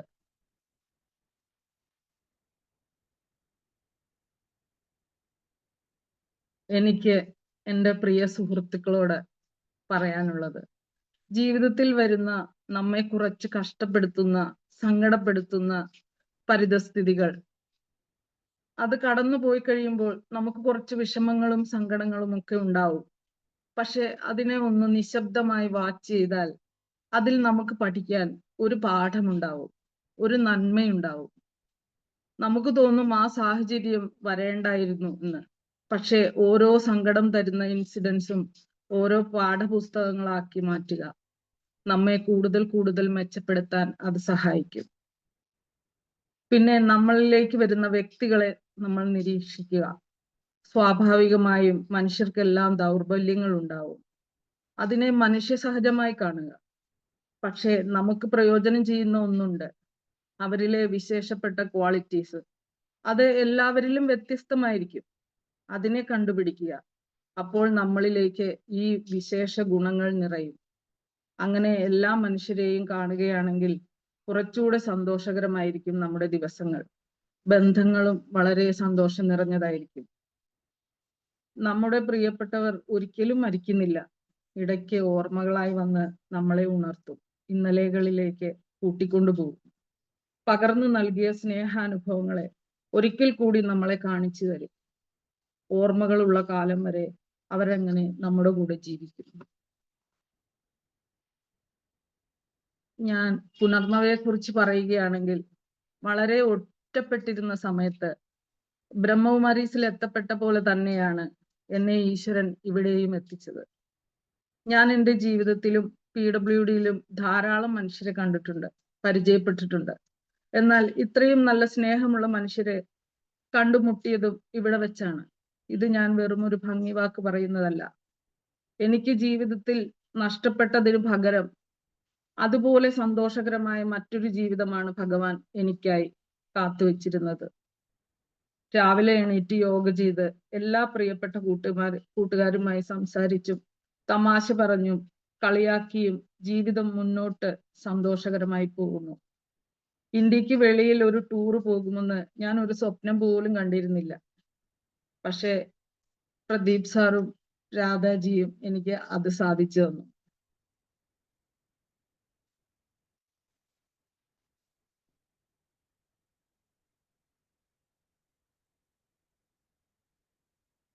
ഈ അവസരത്തിൽ എൻ്റെ ശിഷ്ട ജീവിതത്തിന് വെളിച്ചവും സന്തോഷവും പകരുന്ന പുനർനവ കുടുംബത്തിനും എന്നെ ഞാനാക്കിയ എൻ്റെ അച്ഛനും അമ്മയ്ക്കും സ്നേഹവും കരുതലുമാണ് ജീവിതത്തിൽ വലുതെന്ന് എന്നെ പഠിപ്പിച്ച എൻ്റെ പ്രിയ ഭർത്താവിനോടും എൻ്റെ ബാബയോടും അങ്ങേയറ്റത്തെ കടപ്പാടും സ്നേഹവും ഈ അവസരത്തിൽ അറിയിക്കുന്നു. നിങ്ങൾ ഓരോരുത്തരും ഇതിന് വളരെ വിമർശനകരവും ഉപദേശങ്ങളും നിർദ്ദേശങ്ങളും നിറഞ്ഞ അഭിപ്രായങ്ങൾ തരണമെന്ന് അപേക്ഷിക്കുന്നു. നിർത്തുന്നു. എന്നെ കേട്ടിരുന്ന എല്ലാവർക്കും നന്ദി. കൊള്ളാം.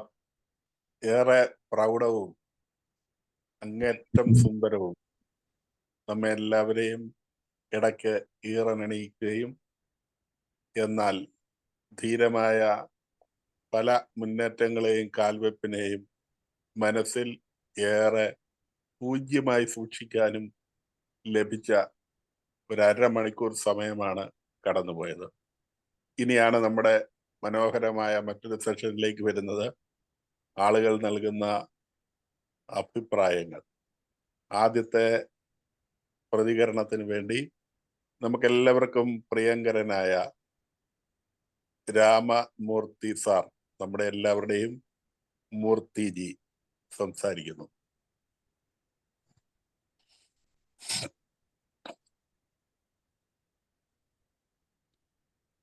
പ്രിയപ്പെട്ട കൂട്ടുകാരെ, നമ്മൾക്ക് അംബികാജിയുടെ ജീവിത കഥയാണ് ഇപ്പോൾ കേട്ടത്. കഥയായി കഴിഞ്ഞ കാര്യങ്ങളാണ്, എങ്കിലും അതിനെ വീണ്ടും വിലയിരുത്തുന്നത് കഥയിൽ ചോദ്യമില്ല എന്ന് പറയുന്ന പോലെയാണ്. അംബികാജി ആദ്യം പറഞ്ഞു ജീവിതം ഒരു പൊരുത്തപ്പെടലിന്റെ ജീവിതമാണെന്നുള്ളത്. ഈ അംബിക എന്ന് പറഞ്ഞ പേര് തന്നെ ഒരു പൊരുത്തപ്പെടലാണ്. ചരിത്രത്തില്, മഹാഭാരതത്തില് അംബിക എന്നും പൊരുത്തപ്പെടലിന്റെ ജീവിതം നയിച്ചവളാണ്. തൻ്റെ സ്വയംവരത്തിന് ഒരുങ്ങി നിന്ന കാശി രാജാവിന്റെ മകളെ ഭീഷ്മർ തട്ടിക്കൊണ്ടുപോയി. ക്ഷയരോഗിയായിരുന്ന വിചിത്രവീരനെ കൊണ്ട് കല്യാണം കഴിപ്പിച്ചു. 7 വർഷം ദാമ്പത്യ ജീവിതം നയിച്ചിട്ടും കുട്ടികൾ ഉണ്ടായില്ല. പിന്നീട് വ്യാസനിൽ നിന്ന് ഗർഭം ധരിച്ച് പേടിച്ചരണ്ട അംബിക പ്രസവിച്ച കുട്ടിയാണ് ധൃതരാഷ്ട്രർ. അങ്ങനെ പോകുന്ന ചരിത്രത്തിന്റെ കഥ. നമ്മുടെ ഈ അംബികയ്ക്ക് അങ്ങനത്തെ പ്രശ്നങ്ങളൊന്നും ഉണ്ടായിട്ടില്ല എന്നുള്ളത് തന്നെ വലിയ സന്തോഷം. ജീവിതം സന്തോഷത്തിൻ്റെത്, നേട്ടങ്ങളുടെ മാത്രം ജീവിതമാണ് ഞാൻ അംബികാജിയിൽ നിന്ന് കേട്ടത്. ആദ്യം തന്നെ ഏറ്റവും സ്നേഹനിധിയായ ഒരു അച്ഛൻ, അതുപോലെ സ്നേഹം മാത്രം വിളമ്പിത്തരുന്ന ഒരു അമ്മ, പിന്നീട് വിദ്യാഭ്യാസം, നല്ല സുഖകരമായിട്ട് വിദ്യാഭ്യാസം, ഏറ്റവും നല്ല സ്നേഹനിധിയായ ഭർത്താവ്, പിന്നെ മകളും മരുമകനും. ജീവിതത്തിൽ ഇതിൽ പരം എന്താണ് കിട്ടാനുള്ളത്? അതിനുശേഷമാണെങ്കിലും അംബികാജിക്ക് കിട്ടിയിട്ടുള്ളത്, എന്നെ സംബന്ധിച്ചോളം, സത്യത്തെ മനസ്സിലാക്കിയ ബ്രഹ്മകുമാരീസിലേക്കുള്ള യാത്ര, പിന്നെ പുനർനവയിലേക്കുള്ള വരവ്. ഇങ്ങനെ അംബികാജിയുടെ ജീവിതം മുഴുവൻ നേട്ടങ്ങളുടെ ജീവിതമാണ്. എനിക്കതിനകത്ത് ഒരു പൊരുത്തപ്പെടലും അതിനകത്ത് കാണാൻ കഴിഞ്ഞിട്ടില്ല എന്നുള്ളതാണ് സത്യം. അതാണ് അതിൻ്റെ യാഥാർത്ഥ്യമെന്നാണ് എനിക്കിതിൽ നിന്ന് മനസ്സിലാക്കാൻ കഴിഞ്ഞിട്ടുള്ളത്. എത്രയോ പേരുടെ ജീവിതം നോക്കുമ്പോൾ നമ്മൾ എപ്പോഴും നമ്മുടെ ജീവിതത്തിലേക്ക് തിരിഞ്ഞു നോക്കുമ്പോൾ അതിൽ ഒരു ബാലൻസ്, ഒരു തൂക്കപാത്രം വെച്ച് കഴിഞ്ഞാൽ ആ അംബികാജിയുടെ തട്ട് എപ്പോഴും താഴ്ന്നു തന്നെ ഇരിക്കുമെന്നാണ് എൻ്റെ അഭിപ്രായം. ജീവിതം എപ്പോഴും പല രീതിയിലുള്ള പ്രതിസന്ധികളും പ്രശ്നങ്ങളൊക്കെ നമുക്ക് തരും. എപ്പോഴും നമുക്ക് ഏറ്റവും പ്രിയപ്പെട്ട, വേണ്ടപ്പെട്ട സ്ഥാനത്താണ് ഭഗവാൻ, ദൈവം നമുക്ക് അടി തരിക. അത് നേരിടാനുള്ള കരുത്താർജിക്കുക എന്നുള്ളതാണ് ഒറ്റ കാര്യം മാത്രമേ ഉള്ളൂ. അതുകൊണ്ട് പ്രിയപ്പെട്ട കൂട്ടുകാരി, ഇതുപോലെ ജീവിതം ഒരു നെല്ലിക്കയാണ്. അത് ഇടയ്ക്കിടയ്ക്ക് ഓരോ കയ്പുകൾ തന്നുകൊണ്ടിരിക്കും, പക്ഷെ അത് പിന്നീട് അത് മധുരിക്കും. അതുകൊണ്ട് ഭഗവാനെ കയ്യിൽ കിട്ടിയ അംബികാജിക്ക് ജീവിതം മുഴുവൻ ഇത്ര ഭംഗിയായിട്ട്, ഇതിൽ കൂടുതൽ ഒരു ആൾക്കും ഇതുപോലെ ജീവിക്കാൻ കഴിയില്ല എന്നാണ് എൻ്റെ അഭിപ്രായം. ഇതുപോലുള്ള ചെറിയ ചെറിയ വിഷമങ്ങളും കാര്യങ്ങളും ഒക്കെ, ചെറിയ ചെറിയ ടെൻഷനുകൾ അംബികാജിക്ക് ഇനിയും ഉണ്ടാവട്ടെ എന്ന് മാത്രമാണ് എനിക്ക് പറയാനുള്ളത്. എന്നാൽ മാത്രമേ ഇതുപോലെ ജീവിതം മധുരമുള്ളതായിട്ട് തോന്നുകയുള്ളൂ. ഏതായാലും നമ്മളെ എല്ലാവരെയും വളരെ പിടിച്ചിരുത്തി ജീവിതത്തിന്റെ കയറ്റങ്ങളിലൂടെ കൊണ്ടുപോയ അംബികാജിയുടെ ഈ കഥ പറഞ്ഞ അംബികാജിക്ക് എൻ്റെ സാഷ്ടാംഗ നമസ്കാരം. ഇനിയും ഇതുപോലെ ഈശ്വരനെ മുറുകി പിടിച്ച് മുന്നോട്ട് പോവുക എന്ന് മാത്രമേ എനിക്ക് പറയാനുള്ളൂ. നന്ദി, നമസ്കാരം. ഒക്കെ വളരെ നന്നായിരിക്കുന്നു. ഇനിയും വേഗത്തിൽ അല്ലെങ്കിൽ ധൃതിയിൽ പോകേണ്ടവരുണ്ട് എന്നുള്ളവരും ആദ്യം പറയണമെന്ന് തോന്നുന്നവരുമായവർക്ക് പറയാം. ഇങ്ങനെ ആരെങ്കിലും ഉണ്ടോ? സാറേ, ഞാനൊന്ന് പറഞ്ഞോളൂ. ഞങ്ങളെ മോന്റെ പാക്കേജ് വന്ന കാരണം ഞങ്ങൾ ഇങ്ങ് പോന്നായിരുന്നേ. വീട്ടിന് അതിന്റെ പുറകെയാണ്. ഞാനൊന്ന് രണ്ടു വാക്ക് അമ്പയെ പറഞ്ഞ് ഓഫ് ചെയ്തേക്കെ. ഇവിടെ കുറച്ച് തിരക്കാണ്. വിദ്യാലയത്തിലാണ്, അമ്മയുടെ വീട്ടിലാണ്. അമ്പുവിനെ കുറിച്ച് പറയുകയാണെങ്കിൽ, എനിക്ക് അമ്പുവിന്റെ കഥകളൊക്കെ അറിയാം. പല പ്രാവശ്യമായിട്ട് പറഞ്ഞതാണ്. അമ്പു ഒരു നല്ല ക്യാരക്ടറിന് ഉടമയാണ്. നല്ല സ്നേഹമതിയായ ഒരു കൂട്ടുകാരിയാണ്. അമ്പു പിന്നിട്ട വഴികൾ എനിക്ക് അറിയാവുന്നതുകൊണ്ട് പുതുമ തോന്നിയില്ല. എന്നാലും അമ്പു ലക്കിയായ ഒരു ഭാര്യയും ലക്കിയായ ഒരു മദറാണ്, ലക്കിയായ ഒരു മോളാണ്, ലക്കിയായ ഒരു ഉദ്യോഗസ്ഥയാണ്.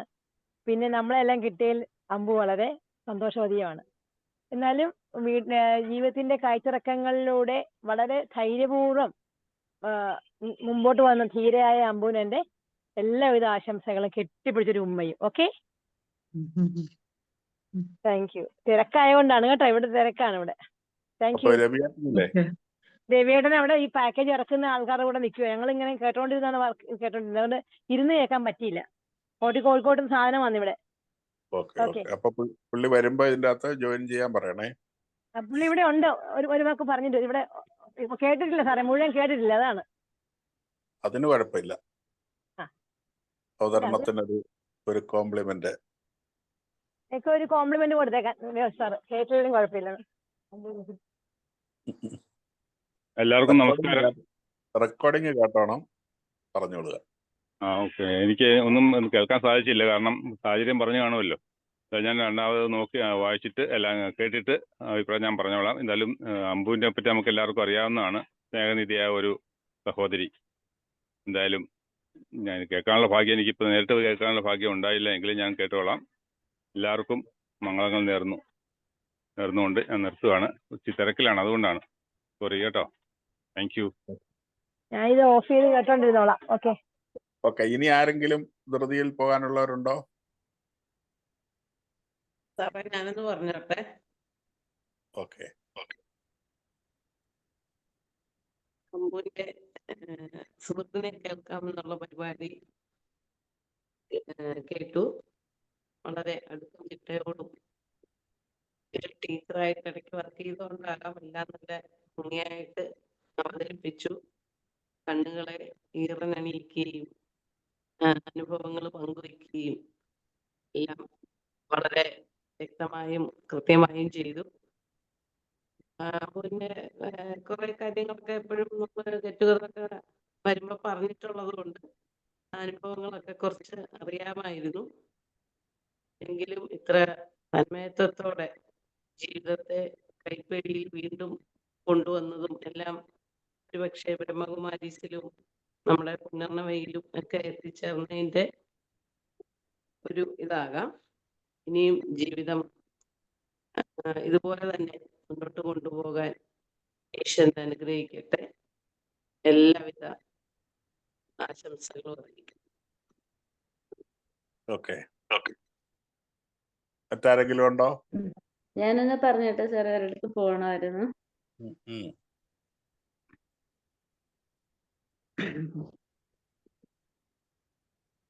എനിക്ക് അമ്പുവിനെ കുറിച്ച് പറയാനാണെങ്കിൽ കുറച്ചധികം ഉണ്ട്. അതായത് അംബിക സാർ എന്ന് വിളിച്ച ആളിപ്പോ ഒരു അമ്പുവിലെത്തി നിൽക്കുകയാണ്. അതെന്ന് വെച്ചാ ഞാൻ ഇവിടുന്ന് കൊല്ലത്തുനിന്ന് ട്രാൻസ്ഫർ ആയി അമ്പലപ്പുഴയിൽ ചെന്ന് ജോയിൻ ചെയ്ത് അവിടെ ജോലി നോക്കി വരവെയാണ് നമ്മുടെ അമ്പു അവിടെ 2022 ഏപ്രിൽ 21 ജോയിൻ ചെയ്തത്. അപ്പോൾ ഞങ്ങളുടെ ഓഫീസിലേക്ക് ഇങ്ങനെ ഒരു അസിസ്റ്റന്റ് എഞ്ചിനീയർ വരുന്നെന്ന് പറഞ്ഞപ്പോൾ തന്നെ ഞങ്ങൾക്ക് ഒരു എൻ്റെ ജെഎസിന്, അതായത് എൻ്റെ സൂപ്രണ്ടിന് ഒരു നീരസം പോലെ തോന്നി. എൻ്റെ അടുത്ത് പറഞ്ഞു, അതായത് എന്ന് വെച്ചാൽ ഈ അമ്പു ഒരു നോൺ ഗസറ്റഡ് പോസ്റ്റിൽ നിന്ന് ഒരു ഗസറ്റഡ് പോസ്റ്റിലേക്ക് പ്രൊമോഷനായി വരികയാണ്. അപ്പം അങ്ങനെയുള്ളവർക്ക് പ്രത്യേകിച്ച് റിട്ടയർഡ് ആകാൻ പോകുന്നു എന്നും അറിഞ്ഞു. അപ്പൊ അങ്ങനെയുള്ള ഒരാൾക്ക് നമ്മൾ എല്ലാം ഭയങ്കര ബുദ്ധിമുട്ടാണ് സർവീസ് കാര്യങ്ങൾ ചെയ്യുന്നത്. അപ്പൊ എന്നോട് പറഞ്ഞു, ഇവർക്ക് എന്താ ഈ ലാസ്റ്റ് മൊമെന്റിൽ എന്തിനാ ഇങ്ങോട്ട് വരുന്നത്? അവിടെ എങ്ങാണോ ഇരുന്ന് അല്ലെങ്കിൽ ലീവ് എടുത്തങ്ങ് റിട്ടയർഡ് ആയിക്കൂടെ, ഇനി എന്തൊരു പാടാന്നൊക്കെ പറഞ്ഞു. അപ്പൊ ഞാൻ പറഞ്ഞു, സാരമില്ല സാറേ, വരട്ടെ, നമുക്ക് ചെയ്യാം, കുഴപ്പമില്ല എന്ന് പറഞ്ഞു. അങ്ങനെ അമ്പു വന്ന് ജോയിൻ ചെയ്യുന്ന ദിവസം ഞാനില്ലായിരുന്നു, ഞാൻ ലീവായി. അത് കഴിഞ്ഞിട്ട് പിറ്റേന്ന് ചെന്നപ്പോഴത്തേക്ക് ജെഎസ് എൻ്റെ അടുത്ത് ഭയങ്കര നിസ്സയുടെ അതായത് ഞങ്ങളുടെ ഓഫീസിലെ ഏറ്റവും ചെറിയ ആള് ഞാനായിരുന്നു പ്രായത്തില്. അപ്പൊ പറഞ്ഞ്, നിസ്സയുടെ സ്ഥാനം പോയി. അതായത് വന്നത് വളരെ ഒരു ചെറുപ്പക്കാരിയായ ലേഡിയാണ് വന്നത്. നിസ്സയൊക്കെ കടത്തി വെട്ടിക്കഴിഞ്ഞു. അപ്പം ഭയങ്കര ഇതാണ്, ചെറുപ്പമാണ്, സുന്ദരിയാണ്, അങ്ങനെയൊക്കെ പറഞ്ഞു. അങ്ങനെ എനിക്ക് ചെറിയൊരു അസൂയൊക്കെ തോന്നി, ഇതാരും ഇങ്ങനെ എന്ന് ആലോചിക്കുകയും അത് കഴിഞ്ഞിട്ട് എനിക്ക് തോന്നുന്നു പിന്നെ 2-3 ദിവസം കഴിഞ്ഞിട്ടാണ് അമ്പുന് എന്തോ സുഖമില്ലായിരുന്നു. അങ്ങനെ വന്ന് ജോയിൻ ചെയ്തു. പിന്നെ കാണുന്ന സമയത്ത് എനിക്ക് പക്ഷേ ആദ്യം അറിഞ്ഞ ആ ഒരു ഭാവം എനിക്ക് മാറിയും, എന്ന് വെച്ചാൽ വളരെ ഒരു സാധുവായ ഒരു പാവം കുട്ടി കുട്ടി കുട്ടി എന്ന് വിളിക്കുന്ന മാത്രമുള്ള, എന്നെ ഇങ്ങനെ ആരും കുട്ടി എന്നൊന്നും വിളിച്ചിട്ടില്ല. അപ്പൊ ആദ്യമായിട്ടാണ് ഞാൻ കുട്ടി എന്ന് വിളിച്ച് കാര്യം പറയുന്ന കേൾക്കുകയും, അങ്ങനെ എനിക്ക് എന്തോ മനസ്സിലെ ഒരു പഴയകാല ആത്മബന്ധം, എന്തോ ഒരു ഉള്ളിലൊരു സ്നേഹം തോന്നുകയും, അങ്ങനെ പിന്നെ വളരെ ചുരുങ്ങിയ ദിവസങ്ങൾ മാത്രം, അതായത് ഏപ്രിൽ 21-ന് ശേഷമുള്ള ഈ മെയ് 31 കാലയളവില് കൂടുതലും സുഖമില്ലാതായി പോയത് കാരണം ലീവിലായിരുന്നു. അതുകൊണ്ട് വളരെ ചുരുങ്ങിയ ദിവസമേ ഞാൻ കണ്ടിട്ടുള്ളൂ. പക്ഷെ ആ കണ്ട ദിവസങ്ങളിലൊക്കെ എന്നോട് വളരെ മുൻകാല പരിചയം പോലെ, ഞാനിപ്പം വീട്ടിൽ വന്നിരുന്ന് അതിശയിക്കുകയും ചെയ്യും, ഇതെന്താ എന്നെ ഇതിനു മുമ്പ് കണ്ടിട്ടില്ല, പിന്നെന്താ ഇങ്ങനെ സംസാരിക്കുന്നത്. അപ്പം ആ സാഹചര്യത്തിൽ ഒരു ദിവസം ഞാൻ ആ സമയത്ത് വളരെ മാനസികമായ ബുദ്ധിമുട്ട് കുറച്ച് അനുഭവിക്കുന്ന ഒരു സമയമായിരുന്നു ഞാൻ. അപ്പൊ ഞാനിങ്ങനെ എന്തോ കാര്യം പറഞ്ഞ കൂട്ടത്തിലൊക്കെ ഞാൻ ഇങ്ങനെ വിഷമം പറഞ്ഞു. എൻ്റെ കണ്ണ് നിറഞ്ഞൊഴുകി കരഞ്ഞപ്പോ അമ്പുവിന് ഓർമ്മയുണ്ടോ എന്താ അറിയത്തില്ല. അപ്പൊ എന്നോട് പറഞ്ഞ്, വിഷമിക്കണ്ട, എല്ലാം ശരിയാവും. ഞങ്ങൾക്ക് നല്ലൊരു ഗ്രൂപ്പ് ഉണ്ട് നിസ. കുട്ടി ഒരു കാര്യം ചെയ്യ്, കുട്ടിയെ ഞാൻ അതിനകത്ത് ജോയിൻ ചെയ്യിപ്പിക്കാം. കുറേ നല്ല ആൾക്കാരുള്ള ഒരു ഗ്രൂപ്പാണ്. കുട്ടിക്ക് അവിടെ എന്തായാലും മനസ്സമാധാനം കിട്ടും. നല്ല രാവിലെ എഴുന്നേറ്റ് യോഗ ചെയ്യുമ്പം അവരൊക്കെ നല്ലവരാണ് എന്നൊക്കെ പറഞ്ഞു. എന്നാ അമ്പു അന്ന് ഞാൻ വിളിക്കുന്നില്ല സാർ, എന്നാലും എന്നെ ആ ഗ്രൂപ്പിൽ ഒന്ന് ചേർക്കണേ എന്നൊക്കെ പറഞ്ഞു. അങ്ങനെ വളരെ സന്തോഷത്തില്, സത്യം പറഞ്ഞ അസുഖമില്ലാതെ ലീവായപ്പോ എനിക്ക് മാനസികമായി ഭയങ്കര വിഷമമായിരുന്നു. എനിക്ക് കുറച്ച് ദിവസമേ ഉള്ളൂ, ഒന്നും അധികം കാണാൻ പറ്റിയില്ല, സംസാരിക്കാൻ പറ്റിയില്ല. അങ്ങനെ എന്തായാലും റിട്ടയർമെന്റിന് ഞങ്ങളെല്ലാരും ഈ 1 മാസം കൊണ്ട് തന്നെ ഇത്ര സ്നേഹത്തിലായി ഞങ്ങളെല്ലാരും പറഞ്ഞു, അയ്യോ നമുക്ക് വീട്ടിൽ കൊണ്ടുവിടണം. അങ്ങനെ ഞങ്ങൾ മാക്സിമം നോക്കിയിട്ട് വന്ന അമ്പുവിന് എത്താൻ പറ്റിയില്ല, ഹോസ്പിറ്റലൈസ്ഡ് ആയി പോയി, അഡ്മിറ്റ് ആയി പോയി. അതുകൊണ്ട് ആ ഒരു കൊണ്ടുവിടൽ, നമ്മുടെ റിട്ടയർമെന്റ് പരിപാടി അവസാനം നമ്മൾ ആ വീടുകളിൽ എത്തിക്കുന്ന ഒരു പരിപാടി ഞങ്ങൾക്ക് ചെയ്യാൻ പറ്റിയില്ല. പിന്നെ അതിനുശേഷം ഞങ്ങൾക്കൊരു ഗെറ്റ് ടുഗദർ, പിന്നെ ഞങ്ങളൊരു സെൻഡ് ഓഫ് പിന്നീട് ഒരിക്കലാണ് ചെയ്തത്. പക്ഷേ എങ്കിലും അമ്പുവിന്റെ എല്ലാ കാര്യങ്ങളും റിട്ടയർമെന്റ് ബെനിഫിറ്റ്സ് കൊടുക്കുന്ന കാര്യത്തിലെല്ലാം ഞാൻ വളരെ ഉത്സാഹം കാണിച്ച് എത്രയും പെട്ടെന്ന് എല്ലാം എത്തിക്കണം. അതുപോലെ എനിക്ക് ട്രാൻസ്ഫർ ഏത് സമയം വരുമെന്ന് അറിയാവുന്നത് കൊണ്ട് ഞാൻ പോകുന്നതിന് മുമ്പ് തന്നെ അമ്പുവിനെ എല്ലാം കൊടുക്കണമെന്ന് എൻ്റെ ഒരു ആഗ്രഹമായിരുന്നു. അങ്ങനെ എല്ലാം ഞാൻ സ്പീഡിൽ ചെയ്യുന്നുണ്ടായിരുന്നു. ജേസ് എന്നോട് ചോദിക്കും, നിസ്സിക്ക് എന്താ ഇത്ര താല്പര്യം ഇങ്ങനെ ചെയ്യാൻ? അവരൊരു സാധു, ഒരു നല്ല പാവം ഒരു സാറാണ്, അതുകൊണ്ട് ബുദ്ധിമുട്ടിക്കണ്ട. ഇതൊക്കെ ഞാൻ പോയി കഴിഞ്ഞ പിന്നെ ഈ പറഞ്ഞ പോലെ അതെന്ന് വെച്ചാൽ എല്ലാരും ഇങ്ങനെ വേസ്റ്റ് കൊണ്ടിടുന്ന ഓരോ ഓഫീസായിരുന്നു ലാസ്റ്റ്. അപ്പൊ എന്തെങ്കിലും ചെയ്യാൻ പറ്റാതെ വന്നാൽ എന്ത് ചെയ്യുമെന്ന് വെച്ചിട്ട് സ്പീഡിൽ ചെയ്യുമായിരുന്നു. അങ്ങനെ എല്ലാം കഴിഞ്ഞപ്പോ എനിക്ക് അമ്പുവിനെ ഒരിക്കലും മറക്കാൻ പറ്റാത്തത്, ഒരു ദിവസം എനിക്കൊരു ഗിഫ്റ്റുമായിട്ട് വന്ന് എനിക്ക് കൊണ്ടു തന്നു. അപ്പൊ എനിക്ക് ഭയങ്കര ഇതായിപ്പോയി. കാര്യം ഞാൻ അങ്ങനെ സർവീസിൽ ആരുടെ കയ്യിൽ നിന്നും അങ്ങനെയൊന്നും ഒരു സമ്മാനം അങ്ങനെയൊന്നും ഒരു ജോലി ചെയ്ത് കൊടുക്കുന്നതിനായിട്ട് ഞാൻ അങ്ങനെ വാങ്ങിയിട്ടില്ല. ഇത് ഇഷ്ടമല്ല. കാര്യം അത് എന്റെ ഡ്യൂട്ടിയാണ്. അപ്പം പ്രത്യേകിച്ച് സർവീസ് കാര്യങ്ങൾ ചെയ്തു കൊടുക്കാതെ എത്രയും പെട്ടെന്ന് അവർക്ക് എത്തിക്കുക എന്നുള്ളതാണ് നമ്മുടെ ഒരു ഉത്തരവാദിത്വം. പക്ഷെ ഇങ്ങനെ അമ്പു എനിക്കത് കൊണ്ടു തന്നപ്പോ ഞാൻ അയ്യോ എന്തിനാ അങ്ങനെ ചെയ്ത, അങ്ങനെ ചെയ്യരുത്, എനിക്ക് വേണ്ടാന്ന് പറഞ്ഞിട്ട് തിരിച്ച് ഞാൻ ഏൽപ്പിച്ചപ്പോഴ് പറഞ്ഞെന്ന് വെച്ചാല് എന്റെ ഒരു അനിയത്തിക്ക് കൊടുക്കുന്നതായിട്ട് കൂട്ടിയാ മതി, ഇത് അങ്ങനൊരു പ്രത്യുപകാരമായിട്ട് ഞാൻ തരുന്നതല്ല, എന്റെ സന്തോഷത്തിന് എന്റെ സ്നേഹത്തിനാണ് പിന്നെ എനിക്ക് അങ്ങനെയാണ് എന്റെ ഇത് എന്നൊക്കെ പറഞ്ഞപ്പോ സത്യം എന്റെ കണ്ണ് നിറഞ്ഞ്. കാര്യം എന്ന് വെച്ചാൽ എനിക്ക് ഇത്രയും വർഷത്തിനിടയ്ക്ക് അന്ന് എനിക്ക് എത്ര 42 വയസ്സ്. ആ അത്രയും വയസ്സിനിടയില് എനിക്ക് ഒരു സമ്മാനം പോലും ഒരാള് പോലും എനിക്ക് തന്നിട്ടില്ല. എന്റെ ബന്ധുക്കളായ വീട്ടിൽ നിന്നായാലും ഒന്നും എനിക്ക് കിട്ടിയിട്ടില്ല. അപ്പൊ എനിക്ക് ആദ്യമായിട്ട് ഒരാള് സ്നേഹത്തോടെ ഇങ്ങനെ കൊണ്ടുതന്ന് വീട്ടിൽ വന്ന് ഭയങ്കരമായിട്ട് സന്തോഷത്തോടെ ഇങ്ങനെ പറഞ്ഞു. ഇങ്ങനെ ഇപ്പം ഹസ്ബൻഡും പറഞ്ഞു എന്തിനാ അങ്ങനെ വാങ്ങിയിട്ട്. ഞാൻ പറഞ്ഞു അല്ല ഇത് സ്നേഹത്തോടെ തന്നതാണ്, ഒരു അനിയത്തിക്ക് കൊടുക്കുന്നത് പോലെ തന്നെ. ആ ഒരു ഇത് ഇന്ന് വരെ എനിക്ക് എപ്പോഴും എന്റെ മനസ്സിൽ നിന്ന് അത് മാറിയിട്ടില്ല. ആ ഒരു സമ്മാനം എനിക്ക് കിട്ടിയത് ആദ്യമായി അവസാനവും കിട്ടിയ ഒരു സമ്മാനമാണ് അത്, ഒരു വ്യക്തി എനിക്ക് ഇങ്ങനെ കൊണ്ടുതരുന്നത്. പിന്നെ മാത്രമല്ല അതിനുശേഷം ഞാൻ ഈ ഗ്രൂപ്പിൽ വന്ന് എനിക്ക് ഈ പുനർനവയിലെ അമ്പുവിനെ പോലെ ഒത്തിരി ഒത്തിരി ഒത്തിരി നല്ല ആൾക്കാരെ എനിക്ക് കിട്ടിയതിനെല്ലാം അമ്പുവാണ് അതിന് കാരണക്കാരി. അപ്പൊ അതുകൊണ്ട് ഞാൻ ഒരു ദിവസം പോലും മനസ്സുകൊണ്ട് സന്തോഷത്തോടെ സ്നേഹത്തോടെ അമ്പുവിനെ ഓർക്കാതിരിക്കത്തില്ല. കാര്യം ഇപ്പം അമ്പു എന്നെ ഈ ഗ്രൂപ്പിൽ കൊണ്ടുവന്നെങ്കിൽ പോലും ഇതിനകത്തുള്ള ബാക്കിയുള്ളവരുമായിട്ട് തന്നെ ഞാൻ ഇപ്പൊ അമ്പുവിനേക്കാളും കുറെ കൂടെ കൂടുതൽ അറ്റാച്ച്മെന്റ്, കൂടുതൽ സംസാരമായാലും വിളിക്കുന്നതായാലും ഒക്കെ. അപ്പം ഞാൻ ആലോചിക്കും ഇതിന് കാരണക്കാരി അമ്പു ആണല്ലോ എന്ന് ഓർക്കുമ്പോ എനിക്ക് വളരെ സ്നേഹത്തോടെ ഞാൻ ഓർക്കും. എന്നും ഞാൻ കടപ്പെട്ടിരിക്കും. എനിക്ക് അമ്പുവിനോട് ഒരുപാട് നന്ദിയും സ്നേഹവും എന്റെ മരണം വരെയും ഉണ്ടാകും.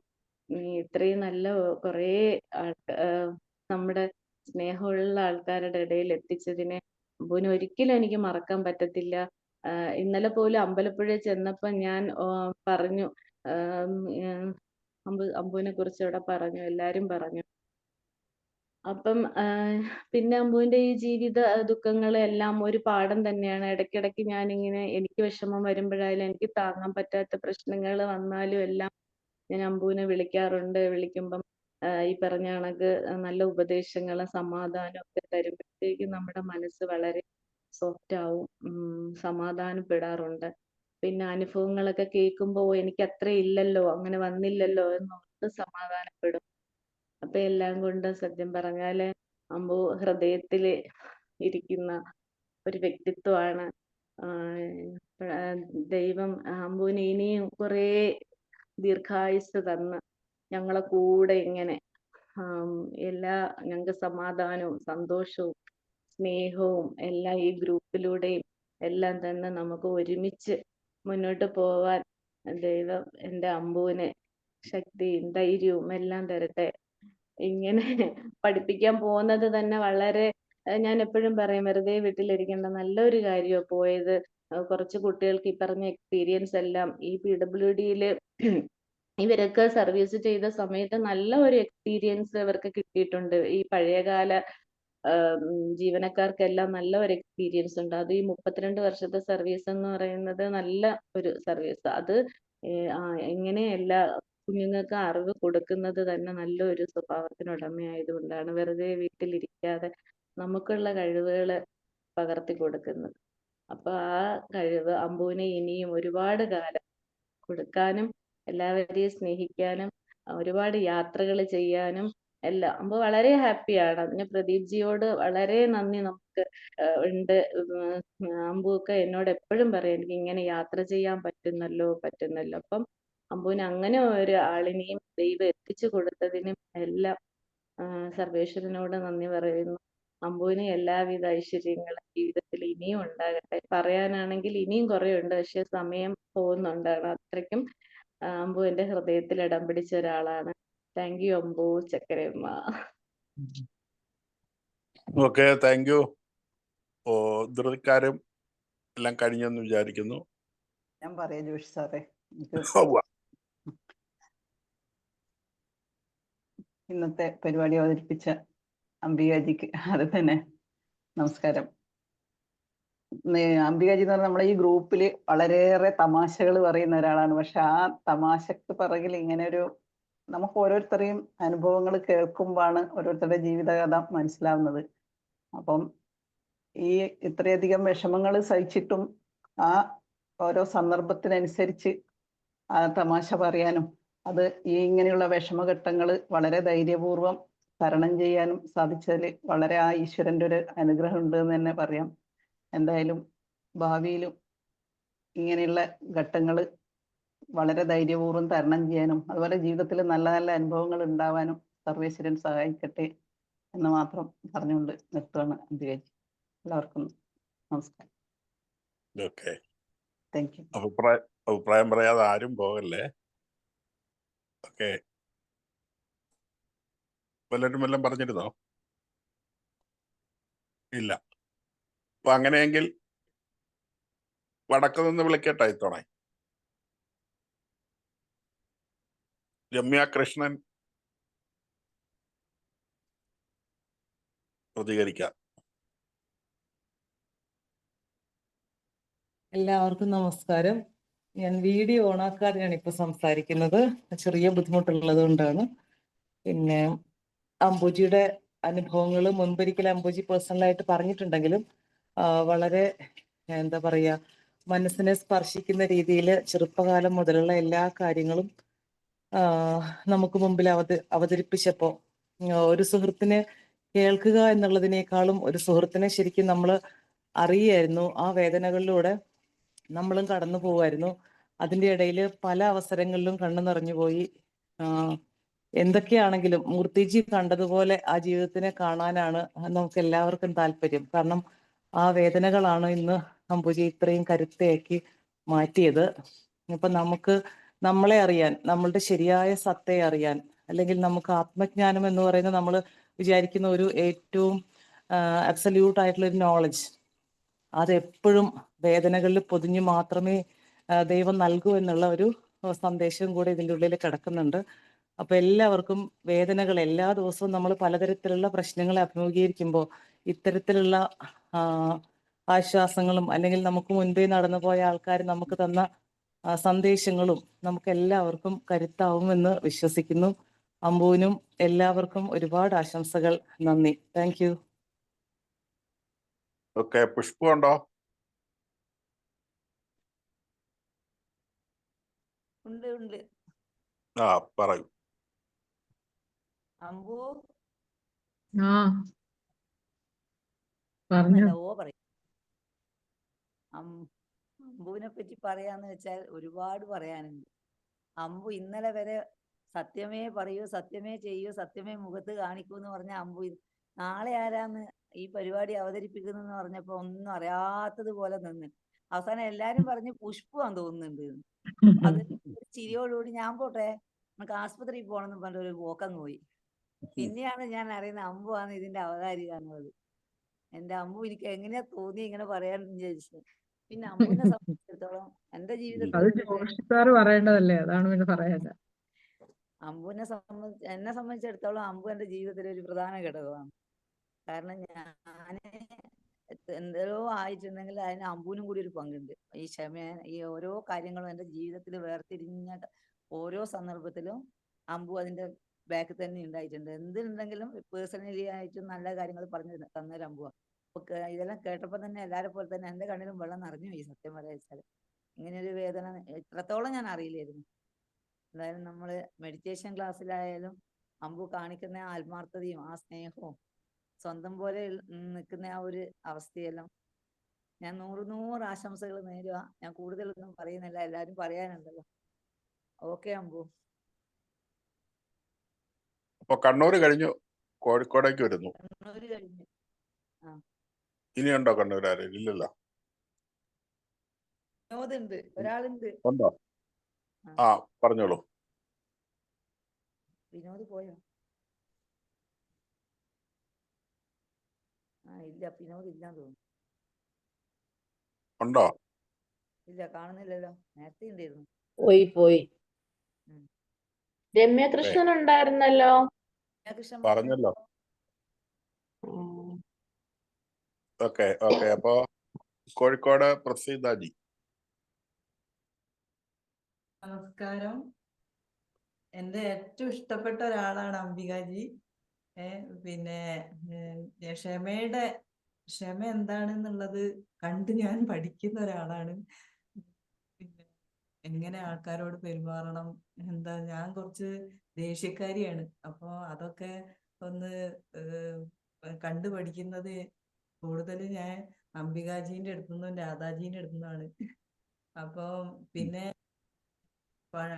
മുമ്പ് അച്ഛൻ പറഞ്ഞു കൊടുത്ത കാര്യങ്ങള് അത് അതേപോലെ ജീവിതത്തില് നടപ്പാക്കിയതും അമ്മ കൊടുത്ത രുചിയുടെ അത് കഴിഞ്ഞ ദിവസം ഞങ്ങൾക്ക് അറിയാനും കഴിഞ്ഞു. ഞങ്ങൾക്ക് നല്ല ഭക്ഷണം ഉണ്ടാക്കി തന്നു. പോയപ്പം നല്ല ടേസ്റ്റ് ആയിരുന്നു. അപ്പൊ അതിൽ നിന്ന് മനസ്സിലാക്കാൻ കഴിഞ്ഞു. പിന്നെ ഒന്ന് ഞാൻ ശ്രദ്ധിച്ചത്, മകള് പറഞ്ഞ ഒരു കാര്യം, മക്കളെ പഠിപ്പിക്കണം എന്നുള്ളത്. അത് എല്ലാവരുടെ ജീവിതത്തിലുള്ള, എൻ്റെ മകളും അങ്ങനെ പറയലുണ്ട്. നമ്മളെ തിരക്കിനിടയില് നമ്മൾ പലതും നമുക്ക് കഴിയാറില്ല.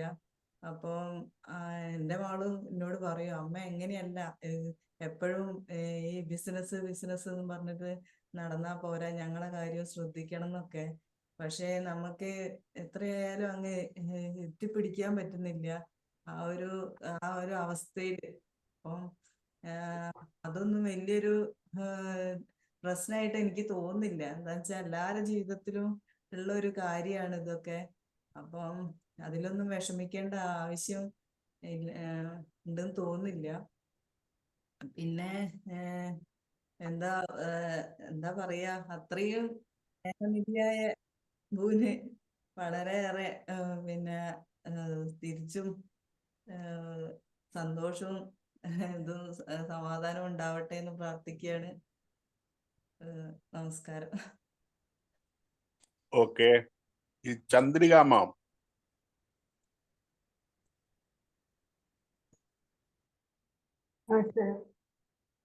നമസ്കാരം. ഞാൻ ഈ പരിപാടിയിൽ ആദ്യമായിട്ടാണ് പങ്കെടുക്കുന്നത്. അംബികാജിയെ പരിചയപ്പെട്ടതിൽ സന്തോഷം. എത്രയും അനുഭവങ്ങളുള്ള ആളാണെന്ന് ഞാൻ ഇപ്പോഴാണ് അറിയുന്നത്. ഏറ്റവും നല്ല പരിചയമുള്ള ആയ പോലെ തോന്നുന്നു. ഞാൻ മുമ്പെല്ലാം വിചാരിക്കുന്ന ഒരു മെഡിറ്റേഷൻ, ആ ഒരു കാര്യം മാത്രമേ മാമിനെ പറ്റി വിചാരിച്ചിട്ടുള്ളൂ. സന്തോഷം മാം പരിചയപ്പെട്ടതിന്. ആശംസകൾ. ഓക്കെ. അപ്പോ ഇനിയിപ്പോ അവിടുന്ന് പോന്നാൽ എറണാകുളത്തല്ലേ ഉള്ളു ആള്? ശരി, ബാസി സാർ.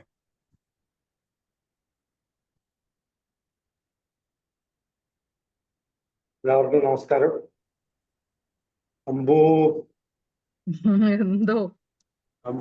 അമ്പുവിനെ പറ്റി എന്ത് പറയാനുള്ളതാണ്? സാധാരണ നമ്മൾ ആരെങ്കിലും പരിചയപ്പെട്ട് നമ്മൾ ഇതിലാണെങ്കിലും എന്തെങ്കിലും പറഞ്ഞ അവസാനം ഒന്നും കുത്തിയില്ലെങ്കിൽ എനിക്കൊരു സമാധാനം കിട്ടില്ല. ഇവിടെ അതിനൊരു അവസരം നമുക്ക് ഇവിടെ കിട്ടുന്നില്ല.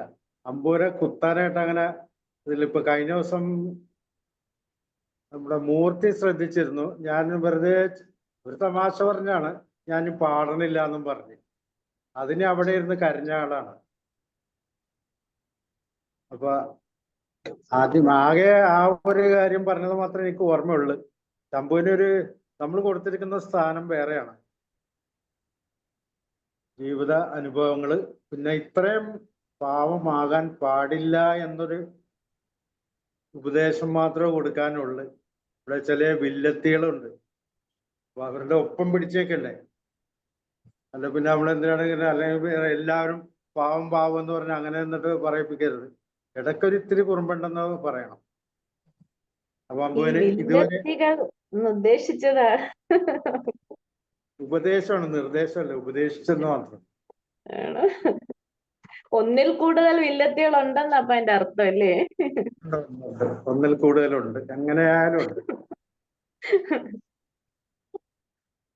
അപ്പൊ അമ്പുവിന് ഇതുവരെ ലഭിച്ചിട്ടുള്ള നല്ല കാര്യങ്ങളിൽ ഓർത്ത് ഇനിയും ജീവിതം മുന്നോട്ട് കൊണ്ടുപോകാൻ സാധിക്കട്ടെ എന്ന് മാത്രം പറഞ്ഞുകൊണ്ട് കൂടുതൽ അമ്പുവിനെ പറ്റി എന്ത് പറയാന്നുള്ള ഒരു ഐഡിയ ഇല്ല. കൂടുതൽ ഒന്നാമതെ പ്രസംഗം എന്ന് പറയുന്നതിനൊക്കെ നമ്മൾ അങ്ങനെ കൂടുതൽ വാക്കുകൾ എടുത്ത് പ്രയോഗിക്കാൻ അറിയില്ല. ഇത്രയും പറയാനുള്ളത്. ഇനിയും നല്ല നല്ല അനുഭവങ്ങൾ ഉണ്ടാകട്ടെ എന്ന് മാത്രം പ്രാർത്ഥിച്ചുകൊണ്ട് നിർത്തുന്നു. നന്ദി, നമസ്കാരം. ഓക്കെ, ഹമീദാജി. എല്ലാ കൂട്ടുകാർക്കും നമസ്കാരം. നമ്മള് അംബുജി, ഞാൻ പറയുന്നത് യോഹ നമ്മുടെ ഉണർന്നവയിൽ ഒരു നന്മ മരം. ആദ്യമായിട്ട് അംബുജിയെ നമ്മൾ കാണുന്നത്, നമ്മള് യോഹ കഴിയാൻ നേരത്ത് നമ്മുടെ തീരാണ്ട് സുരേഷ് ജി വിളിക്കും, അംബികാജി ഇവിടെ ഉണ്ടോ എന്ന് ചോദിക്കും ഒരു ചോദ്യം. അതാണ് ഞാൻ അംബികാജി ആദ്യം പരിചയപ്പെടുന്നത്. ഒരു ശാന്ത സ്വരൂപിണിയായ ഒരു സ്ത്രീ, നല്ല രസം യോഗ ഇത് മെഡിറ്റേഷൻ എടുക്കുമ്പോൾ. അപ്പൊ അങ്ങനെ നമ്മള് ഈ മെഡിറ്റേഷനിൽ ഇരിക്കുമ്പോൾ ഭയങ്കര ഹാപ്പി. കുറച്ചു നേരം കൂടി ഇവര് അങ്ങ് എടുത്തൂടെ എന്ന് വിചാരിക്കുക. വെച്ചാൽ ചുരുങ്ങിയ സമയം മാത്രം മെഡിറ്റേഷൻ എടുക്കണം. വെച്ചാൽ അവസാനം സുരേഷ് ജിയുടെ ക്ലാസ്സിലും പിന്നെ പ്രസിദ്ധജി വരുമ്പോഴും അംബിയാജി ഉണ്ടോ എന്ന് ചോദിച്ച് ഒരു മെഡിറ്റേഷൻ എടുക്കുന്ന ഒരു ആളായിട്ടാണ് നാം ആദ്യം അംബിയാജിയെ പരിചയപ്പെടുന്നത്. അപ്പൊ ഞാൻ എപ്പോഴും വിചാരിക്കും കുറച്ചു നേരം കൂടി ഇവർ എടുത്താൽ നന്നായിരിക്കുമല്ലോ എന്ന്. എപ്പോഴും ഞാൻ അത് പറഞ്ഞിട്ടുമുണ്ട്, കുറച്ചു നേരം കൂടി അംബിയാജി അത് എടുക്കുവാണെങ്കിലോ എന്നൊക്കെ ചോദിച്ചിട്ടുമുണ്ട്. അങ്ങനെ ആദ്യമായിട്ട് നമ്മൾ ചെറായിൽ വെച്ചാണ് അംബികാജിയെ ഞാൻ കാണുന്നത്, നേരിട്ട് പരിചയപ്പെടുന്നത്. ശരിക്കും ഒരു ശാന്ത സ്വരൂപിണിയായ ഒരു എന്താ പറയണ, ഒരു ശാന്തത ഉള്ള ഒരു സ്ത്രീ. ഒരു ഒച്ചയും ബഹളം, നാണൊക്കെ ആണെങ്കിൽ ഒരിടത്ത് ഇരുന്ന് കഴിഞ്ഞാൽ അവിടുത്തെ ഭൂമി കുലുക്കമാണ്. പക്ഷെ അംബികാജി പോലത്തെ ഒരു ശാന്ത സ്വരൂപിയായിട്ടുള്ള ഒരു ആള്, കുറേ നമ്മുടെ ഗ്രൂപ്പിലുള്ള ഒരു വലിയ പ്രത്യേക ക്യാരക്ടറുള്ള മുത്തുക്കളുടെ ഇടയ്ക്കുള്ള ഒരു മാണിക്യമാണ്. അത് കഴിഞ്ഞിട്ടാണ് ഞാൻ ഇങ്ങനെ ഒരു പ്രാവശ്യം സംസാരിച്ചപ്പോ പറഞ്ഞായിരുന്നു കുറച്ചു നേരം കൂടി എടുക്കുവാണെങ്കിൽ അല്ലെങ്കിൽ ഒരു ദിവസം നമുക്കായിട്ട്. അപ്പോഴാണ് ഞാൻ അറിയുന്നത് മെഡിറ്റേഷൻ ഒരു ഗ്രൂപ്പ് ഉണ്ട്. അത് എനിക്ക് മെഡിറ്റേഷൻ ഒരു ഗ്രൂപ്പ് ഉണ്ട്, അതിൽ ഞാൻ ജോയിൻ ചെയ്യിപ്പിച്ചേക്കാം എന്നും പറഞ്ഞ് ഞാൻ അന്ന് മെഡിറ്റേഷൻ ഗ്രൂപ്പിൽ വന്നു. അന്ന് ഗ്രൂപ്പിൽ കയറിയപ്പോഴേ പറഞ്ഞായിരുന്നു ഇവിടെയും ഒച്ചയും ബഹളം ആകുമല്ലോ എന്നും ഇതായിരുന്നു. എന്നോട് എപ്പോഴും എന്റെ അമ്മയെ പോലെ, എന്റെ അമ്മയ്ക്ക് അടുത്തിട്ട് എന്റെ ലൈഫിലും എന്നോട് രണ്ടുപേരെ പറഞ്ഞിട്ടുള്ളൂ, സൗണ്ട് കുറച്ച് സംസാരിക്കുക, ആപ്പോസിറ്റിലുള്ളവർ സംസാരിക്കുന്നത് നമ്മൾ ശ്രദ്ധിക്കണം. അങ്ങനെ ഒരു രീതിക്ക് എന്റെ അമ്മയുടെ ഒരു ഇതിൽ പറഞ്ഞിട്ടുള്ള രണ്ടാളേ ഉള്ളൂ എന്റെ ലൈഫിൽ. എന്റെ അമ്മയും അത് കഴിഞ്ഞ അംബികാജിയുമാണ്. പിന്നെ എനിക്കത് ഇപ്പോഴും കൊണ്ടുവരാൻ പറ്റി. ഞാൻ വിചാരിച്ചിരിക്കുന്ന സംസാരം കുറച്ചു, അതുപോലെ തന്നെ സൗണ്ട് കുറച്ചു, അങ്ങനെയൊക്കെ ഞാൻ വിചാരിക്കുന്നുണ്ട്. പക്ഷെ അത് ഇല്ലാங்கிறது പലപ്പോഴും ഞാൻ തന്നെ തെളിയിച്ചിട്ടുമുണ്ട്. എന്തായാലും നമ്മുടെ ഇതിനകത്ത് നമ്മുടെ യോഗ ടീമിലെ ഒരു നന്മമരമായ അംബികാജിക്ക് ആരോഗ്യവും ആയുസ്സും ദൈവം നന്നായിട്ട് തരട്ടെ എന്നാണ് പ്രാർത്ഥിക്കുകയാണ്. എനിക്കൊന്നും പറയാനില്ല, ഞാൻ ഒന്നും പറയില്ല. ഓരോരുത്തരുടെ വ്യക്തിത്വമാണ്. പിന്നെ നമ്മളിപ്പം അത് മാറാനൊന്നും പറയാം. നിങ്ങൾ ഇങ്ങനെ തന്നെ ഇരുന്നാൽ മതി. എന്താണെന്ന് വെച്ചാൽ എല്ലാവരും ഇവിടെ മോശമുള്ള ആൾക്കാർ നമ്മൾ ഉണ്ടാകും, ദേഷ്യപ്പെടാൻ ആൾക്കാരുണ്ട്, പിണങ്ങാൻ ആൾക്കാരുണ്ട്, കുശുമ്പ് കുത്താൻ ആൾക്കാരുണ്ട്. അപ്പൊ ഇതുപോലെ നന്മമരങ്ങൾ ഉണ്ടെങ്കിലേ ഈ ഭൂമിയിൽ മഴയൊക്കെ പെയ്യണ്ടേ. അപ്പൊ ഇങ്ങനെ തന്നെ ഇരുന്നാൽ മതി. നമ്മൾ പിന്നെ എല്ലാവരെയും സന്തോഷിപ്പിക്കാൻ പറ്റില്ല, എല്ലാവർക്കും നല്ലവരാകാനും പറ്റില്ല. എല്ലാവർക്കും നല്ലവരായി കഴിഞ്ഞാൽ നമുക്കൊരു വിലയും ഉണ്ടാവില്ല. അത് മാത്രം എപ്പോഴും ഓർത്താൽ മതി. നമ്മൾ ഹാപ്പി ആയിട്ടിരിക്കണമെങ്കിൽ കുറച്ചൊക്കെ സെൽഫിഷ് ആയിട്ട് തിങ്ക് ചെയ്യണമെന്ന് വിചാരിക്കുന്ന ഒരാളാണ് ഞാൻ. അപ്പോ എല്ലാ നന്മയിലും ഉണ്ടാവട്ടെ, ആരോഗ്യം ഉണ്ടാവട്ടെ എന്ന് ഞാൻ പ്രാർത്ഥിക്കാം. എല്ലാവർക്കും താങ്ക്സ്. ഓക്കെ, കോട്ടയത്തേക്ക് വരട്ടെ. പ്രദീപ് സാറിന് സംസാരിക്കാം.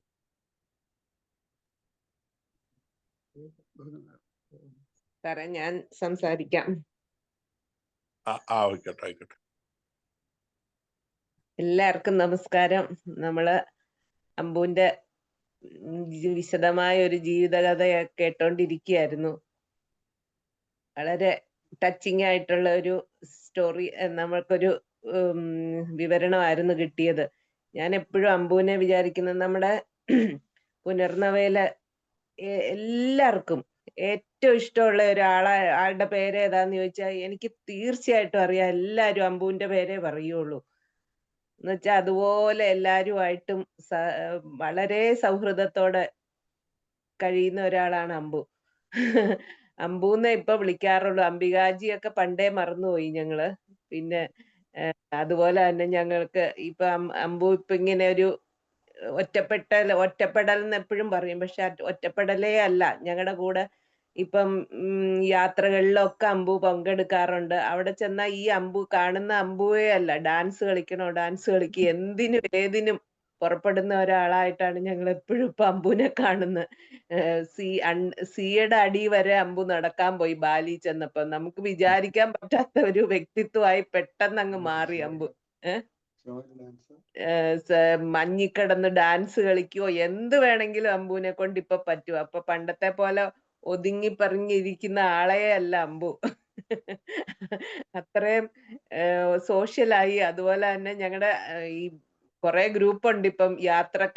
യാത്രകൾ ചെയ്യുമ്പോ തന്നെ ഞങ്ങൾ ഇപ്പൊ കസാഖിസ്ഥാനിൽ പോയി എല്ലാരോടും ചോദിച്ചാൽ ഒരേ ഒരു ഉത്തരവേ ഉള്ളൂ. ഏറ്റവും ഇഷ്ടമുള്ള ആരാന്ന് ചോദിച്ചാൽ അമ്പൂന്നേ എല്ലാരും പറയുള്ളൂ. അതുപോലെ ആക്റ്റീവ് ആയിരുന്നു. എല്ലാവർക്കും സഹായിക്കാനും ഞങ്ങളുടെ അവസാനത്തെ യാത്രയിൽ ഒരുപാട് പ്രതിസന്ധികൾ വന്നു. ആ സമയത്തൊക്കെ അമ്പു ആയിരുന്നു എല്ലാവർക്കും ഹെൽപ്പ് ചെയ്യാനും ഒക്കെ കൂടിയതും ഒക്കെ ചെയ്തതും എല്ലാം. അതുകൊണ്ട് എല്ലാവർക്കും ഭയങ്കര ഇഷ്ടമുള്ള ഒരു ക്യാരക്ടറാണ് അമ്പു. പിന്നെ അതുപോലെ തന്നെ നമ്മള് എന്നെ സംബന്ധിച്ച് നോക്കുവാണെങ്കിൽ ഞങ്ങളുടെ ഒരു ചെറിയൊരു ഗ്രൂപ്പ് ഉണ്ട്, ഗീത ഗ്രൂപ്പ്. ഗീത എടുക്കുന്ന അതിലെ ഏറ്റവും സജീവമായിട്ടുള്ള വിദ്യാർത്ഥിയാണ് അമ്പു. ഞാൻ എപ്പോഴും അമ്പുവിനോട് പറയാറുണ്ട്, അമ്പുവിന് ഭയങ്കര ദുഃഖങ്ങളാണ് എല്ലാം പറയുമ്പോഴും. ഇപ്പൊ ഒരുപാട് ഈ ക്ലാസ്സുകളും ഒക്കെ ഞങ്ങള് ഗീത ക്ലാസ്സിലാണെങ്കിലും അമ്പു ബ്രഹ്മകുമാരീസിലൊക്കെ ആക്റ്റീവായിട്ട് വളരെ ചേഞ്ചാ. ആദ്യം കണ്ടതിനെക്കാട്ടിലൊക്കെ ആള് ഭയങ്കര മൂർത്തിജിയുടെ ഭാഷയെ പറഞ്ഞ ഉഷാറായിട്ട് തന്നെയാണ് ഇപ്പൊ ജീവിക്കുന്നത്. അതുകൊണ്ട് അമ്പുവിന് ഒരു വിഷമവും ഇല്ല, നമ്മളെല്ലാരും കൂടെ ഉണ്ട്. അല്ലാതെ അമ്പു ഒരിക്കലും ഒറ്റയ്ക്കല്ല എന്നുള്ള ഒറ്റയ്ക്കാന്നുള്ള തോന്നൽ ഒരിക്കലും ഉണ്ടാവരുതെന്ന് ഒന്നുകൂടെ പറഞ്ഞുകൊണ്ട് നിർത്തുന്നു. എല്ലാ നന്മകളും ഉണ്ടാവട്ടെ. Thank you. സാറും പറഞ്ഞോളൂ സാർ. എല്ലാവർക്കും നമസ്കാരം. ഇന്ന് പ്രസന്റ് ചെയ്ത അംബികാജി, ഇത് കോർഡിനേറ്റ് ചെയ്യുന്ന ജോഷ് സാറ്, പിന്നെ ഇതുവരെ സംസാരിച്ച എല്ലാവർക്കും ഒരിക്കൽ കൂടി നമസ്കാരം. അംബികാജിയുടെ ഇന്ന് പ്രസന്റ് ചെയ്ത കാര്യങ്ങളൊക്കെ പലപ്പോഴായിട്ട് കേൾക്കാൻ ഇട വന്നിട്ടുണ്ട്, നേരിട്ടും അല്ലാതെയും പല സംസാരത്തിനിടയ്ക്ക്. നമ്മൾ ഭൂരിഭാഗം പേർക്കും അങ്ങനെ ആയിരിക്കും തോന്നുന്നു. അംബികാജിയുടെ ഒരു ലൈഫ് സ്റ്റോറിയെ പറ്റി നമുക്ക് വളരെ മനസ്സിലായിട്ടുണ്ട്.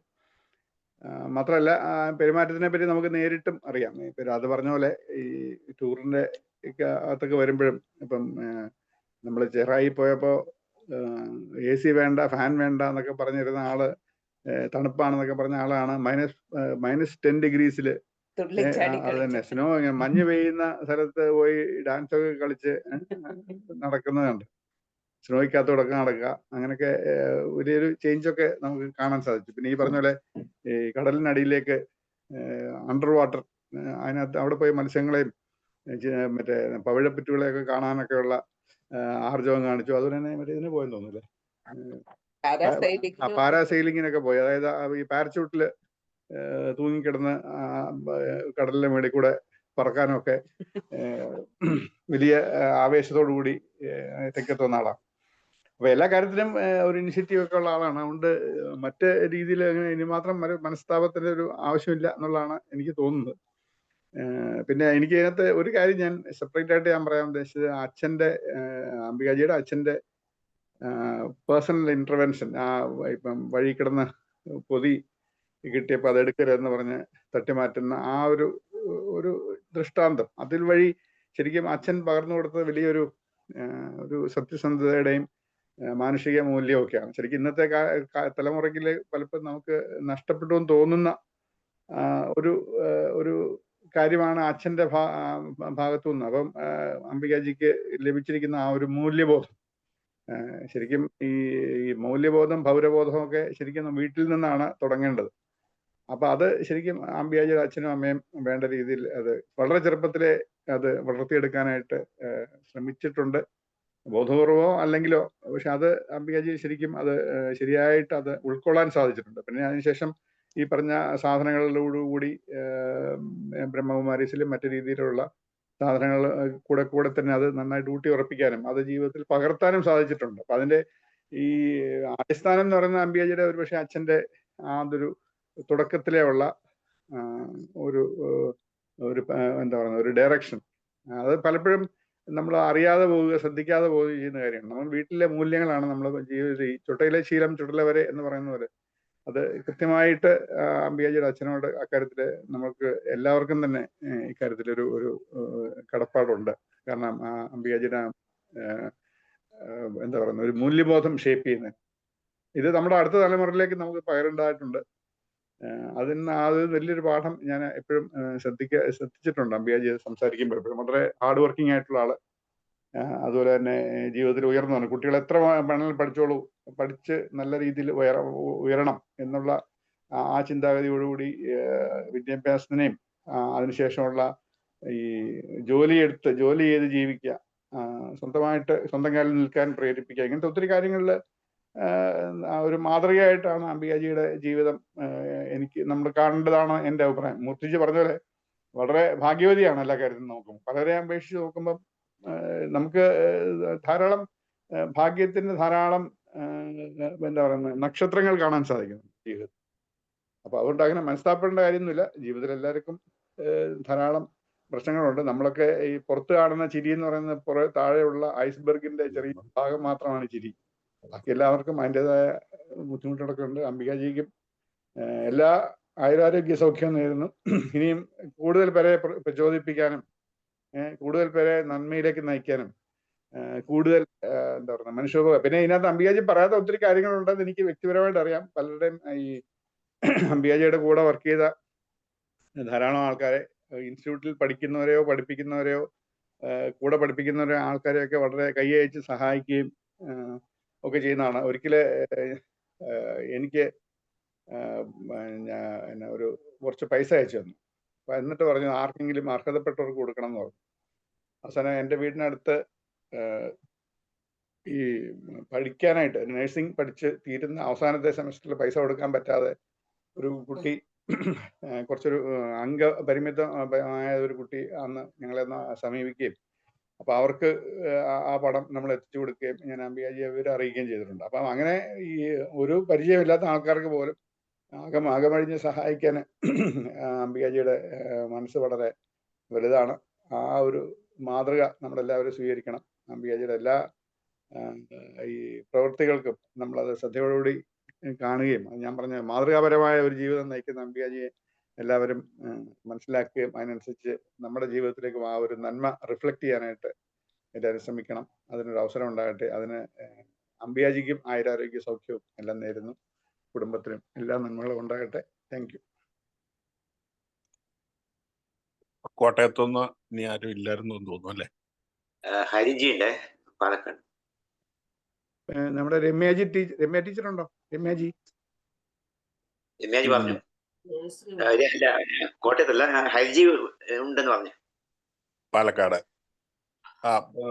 സാറിന് വീണ്ടും അവസരമുണ്ട്. ഇപ്പൊ പറയുന്നുണ്ടോ? ഞാൻ അവസാനം ആയിക്കോട്ടെ എന്ന് വിചാരിച്ചു. കാരണം സ്വാഗതം പറഞ്ഞിരുന്നത് കൊണ്ട്. സാർ ഇപ്പൊ പറയുന്നോ? നമസ്കാരം. Thank you Joshi sir for organising this programme every month. As ഒരു വളരെ ഉത്കണ്ഠ നിലനിർത്തിക്കൊണ്ട് ഈ പ്രോഗ്രാം കൊണ്ടുപോവുക. പിന്നെ ജോഷി സാർ വിളിച്ചിട്ട് ഇങ്ങനെ ഈ ഞായറാഴ്ച ഇവിടെ ഉണ്ടോ? കഴിഞ്ഞ പ്രാവശ്യം എനിക്ക് അറ്റൻഡ് ചെയ്യാൻ പറ്റില്ല. ഞാനത് കുറെ ഹെക്ടിക് വർക്കായിരുന്നു. രാധാജിയുടെ ക്ലാസ് അറ്റൻഡ് ചെയ്യാൻ പറ്റിയില്ല. അത് ഇതുവരെ ഒരു ക്ലാസ്സാണ് ഇത് അറ്റൻഡ് ചെയ്യാൻ പറ്റാതിരുന്നത്. അപ്പോൾ ഈ മാസം ഉണ്ടോ ചോദിച്ചാൽ ഞാൻ ഇവിടെ ഉണ്ടെന്ന് പറഞ്ഞു. അപ്പൊ സാറെ ഏൽപ്പിച്ച ദൗത്യം ചെയ്യാൻ പറ്റി. പിന്നെ അംബികാജിയെ ഇൻട്രൊഡ്യൂസ് ചെയ്യാൻ പറ്റിയതും, പിന്നെ അംബികയെ ഞാൻ പേഴ്സണലായിട്ട് ഇന്ററാക്ട് ചെയ്യാറുണ്ട്.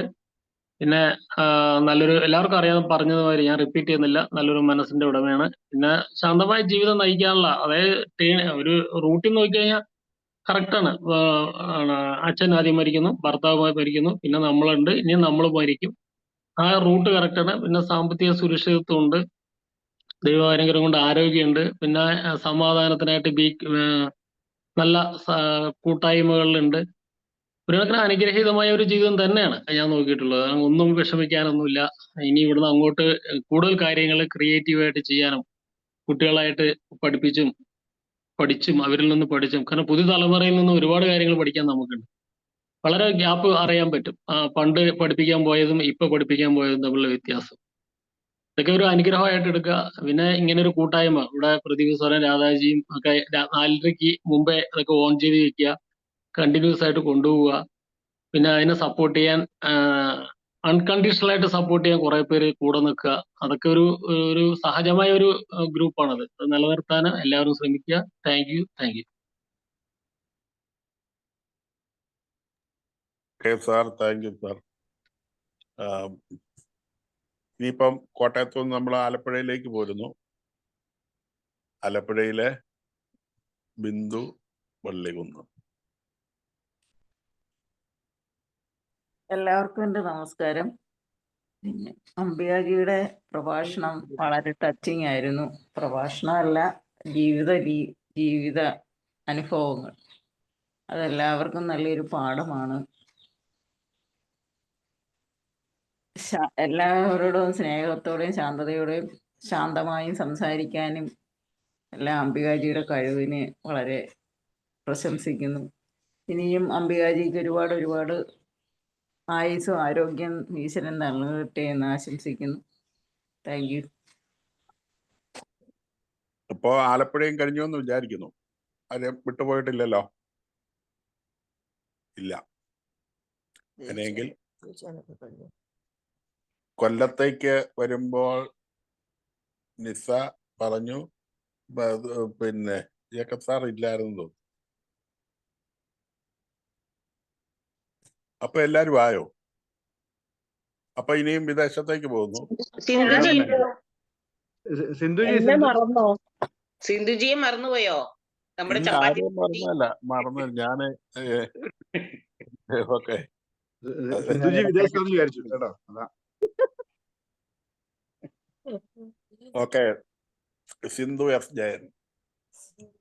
എല്ലാവർക്കും നമസ്കാരം. ഇന്നത്തെ ക്ലാസ് അതിഗംഭീരം എന്ന് തന്നെ പറയാം. അംബികാജിയെ ശരിയാണ്, രാധേച്ചിയും പ്രദീപ് ജിയും പറഞ്ഞതുപോലെ എല്ലാവർക്കും ഇഷ്ടമുള്ള ഒരു കഥാപാത്രം, അല്ലെങ്കിൽ നമ്മുടെ ഗ്രൂപ്പിൽ ഏറ്റവും കൂടുതൽ ഇഷ്ടം എന്ന് ചോദിച്ചാൽ അംബികാജി തന്നെയാണ്. നമ്മുടെ അമ്പൂനെയാണ് എല്ലാവർക്കും ഇഷ്ടം തന്നെ, അത് നിസ്സംശയം പറയാം. എനിക്കും അത് തന്നെ. ഞാനും ആലോചിക്കും എങ്ങനെ എനിക്കും ചില കാര്യങ്ങളൊക്കെ കേൾക്കുമ്പോൾ ദേഷ്യം വരും, പലപ്പോഴും മിണ്ടാതിരിക്കാനൊക്കെ തോന്നും പല കാര്യങ്ങളും കേൾക്കുമ്പോൾ. പക്ഷെ അങ്ങനെയല്ല, അമ്പുവാണ് എല്ലാം വളരെ എത്ര ദേഷ്യമുള്ള സമയത്ത് പോലും, പല പ്രശ്നങ്ങളും ഉണ്ടാകുന്ന സമയത്ത് പലരും ദേഷ്യപ്പെട്ട് സംസാരിക്കുമ്പോൾ പോലും അത് അങ്ങനെയല്ല എന്ന് പറഞ്ഞ് സമാധാനമായിട്ട് സംസാരിക്കുന്ന കേൾക്കുമ്പോൾ അങ്ങനെയൊന്നും ആയിത്തീരണം എന്ന് ചിലപ്പം ചിന്തിക്കാറുണ്ട്. പക്ഷെ അങ്ങനെ ആവാനായിട്ട് കുറച്ച് പാടാണെന്ന് എനിക്കും അറിയാം. അപ്പൊ ഈ ക്ലാസ്സുകൾ കേട്ടപ്പോഴും ഇന്നത്തെ ഈ ജീവിതം കേട്ടപ്പോൾ കുറെയൊക്കെ അറിയാമായിരുന്നു അമ്പുവിന്റെ കഥകള്. അപ്പം അതും കേട്ടപ്പോഴും ഒരുപാട് ജീവിത ഇതിൽ കൂടെ വന്നത് കൊണ്ടും പിന്നെ BK-യിൽ അംഗം ആയതുകൊണ്ടായിരിക്കാം ഞാനും ഇത് കേട്ടത് കൊണ്ട് എനിക്കും കുറച്ച് ക്ഷമ കിട്ടണം എന്ന് വിചാരിച്ച് BK-യിലൊക്കെ പോയി നോക്കി. പക്ഷെ അത് കണ്ടിന്യൂ ചെയ്യാനുള്ള ക്ഷമയൊന്നും എനിക്കില്ല. ഞാൻ അതുകൊണ്ട് അത് ഡിസ്കണ്ടിന്യൂ ചെയ്യുക ചെയ്തത്. അപ്പം അതും ഒരു ജീവിതത്തിലെ ഒരു മാറ്റത്തിന് കാരണമായി എന്ന് ഞാൻ ചിന്തിക്കുന്നുണ്ട്. അപ്പൊ ഇന്നത്തെ ഈ ക്ലാസ് കേട്ടതില് വളരെയധികം സന്തോഷമുണ്ട്. ഒരുപാട് കാര്യങ്ങൾ അറിയാൻ കഴിഞ്ഞു. Thank you. ഓക്കെ. ഇനിയും കൊല്ലത്തെ ആരുമില്ലല്ലോ. ഓക്കെ. ഇനിയും വേറെ ആരെങ്കിലും ഈ കേരളീയർ വിദേശത്തേക്ക് പൊക്കോട്ടെ? വേറെ ആരെങ്കിലും ഉണ്ടോ? ഉണ്ട് സർ. ലാസ്റ്റ് പറയണമെന്ന് വിചാരിച്ചിട്ടാണ്. പ്രസിദ്ധിയാണ്. ആ ഓക്കെ. അല്ല, ഞാൻ അവസാനം പറയുന്നത് കുഴപ്പമില്ല. അല്ല, അവസാനം ഉണ്ടല്ലോ. ഓക്കെ. പിന്നെ എങ്കിൽ വിദേശത്തേക്ക് പോകുന്നു.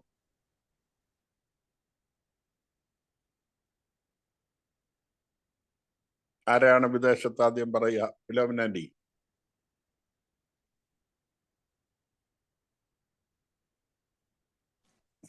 ഞാൻ പറയാം. ഞാൻ എല്ലാം ഒന്നും കേട്ടില്ല, കാരണം ഞാൻ പറഞ്ഞല്ലോ ഇന്ന് തൊട്ട് എനിക്ക് ഭയങ്കര അസൗകര്യങ്ങളുണ്ട്. സോ എങ്ങാണ്ട് അവസാന ഭാഗമേ ഞാൻ കേട്ടുള്ളൂ. എങ്കിലും അംബികാജിയെ കുറിച്ച് പറയാനാണെങ്കിൽ അംബികാജി ശാന്തതയുടെയും സമാധാനത്തിൻ്റെയും ആത്മീയതയും നിറഞ്ഞ ഒരു ആളാണെന്നുള്ളത് എല്ലാവർക്കും അറിയാവുന്നതുമാണ്. ഞാനും അനുഭവിച്ച അതേ ഫീലിംഗ് പുള്ളിയെന്ന്. എന്നാൽ ഒത്തിരി ബാസി സാർ പറയുന്നത് ഒത്തിരി പാവമായി പോകുന്നത് നല്ലതല്ല എന്നുള്ളതാണ് എൻ്റെ അഭിപ്രായം. പറയേണ്ടടുത്ത് പറയേണ്ടത് പറയുകയും വേണം എന്നുള്ള ഒരു അഭിപ്രായക്കാരിയാണ് ഞാൻ. ശാന്തത വേണ്ടടുത്ത് ശാന്തത വേണം, നമ്മൾ ക്ഷമിക്കേണ്ടടുത്ത് ക്ഷമിക്കണം. പക്ഷെ നമ്മളെ ആരെങ്കിലും അടിച്ചാൽ ഞാൻ ഒരെണ്ണം തിരിച്ചു കൊടുത്തേ ഞാൻ പോകത്തുള്ളൂ, അല്ലാതെ ഞാൻ പോകത്തില്ല. വെറുതെ അടിക്കാൻ വന്നാൽ തിരിച്ചു കൊടുക്കും. അങ്ങനെ ഒരു ഇത്രയും പാവം ആകരുതെന്ന് ഒരു ഇതുണ്ട്. പിന്നെ അംബികാജിയുടെ സ്നേഹം എനിക്കും കിട്ടാൻ വളരെ ഭാഗ്യമുണ്ടായി. ആ സ്നേഹത്തിന് ഒത്തിരി നന്ദിയുണ്ട്. ഈ ഗ്രൂപ്പിലുള്ള എല്ലാവരോടും, പ്രത്യേകിച്ച് ജോഷി സാറ് വയ്യാതിരുന്നിട്ട് ഈ പ്രോഗ്രാം ഇന്ന് ചെയ്തല്ലോ എന്നോർക്കുമ്പം അതിയായ സന്തോഷമുണ്ട് കേട്ടോ.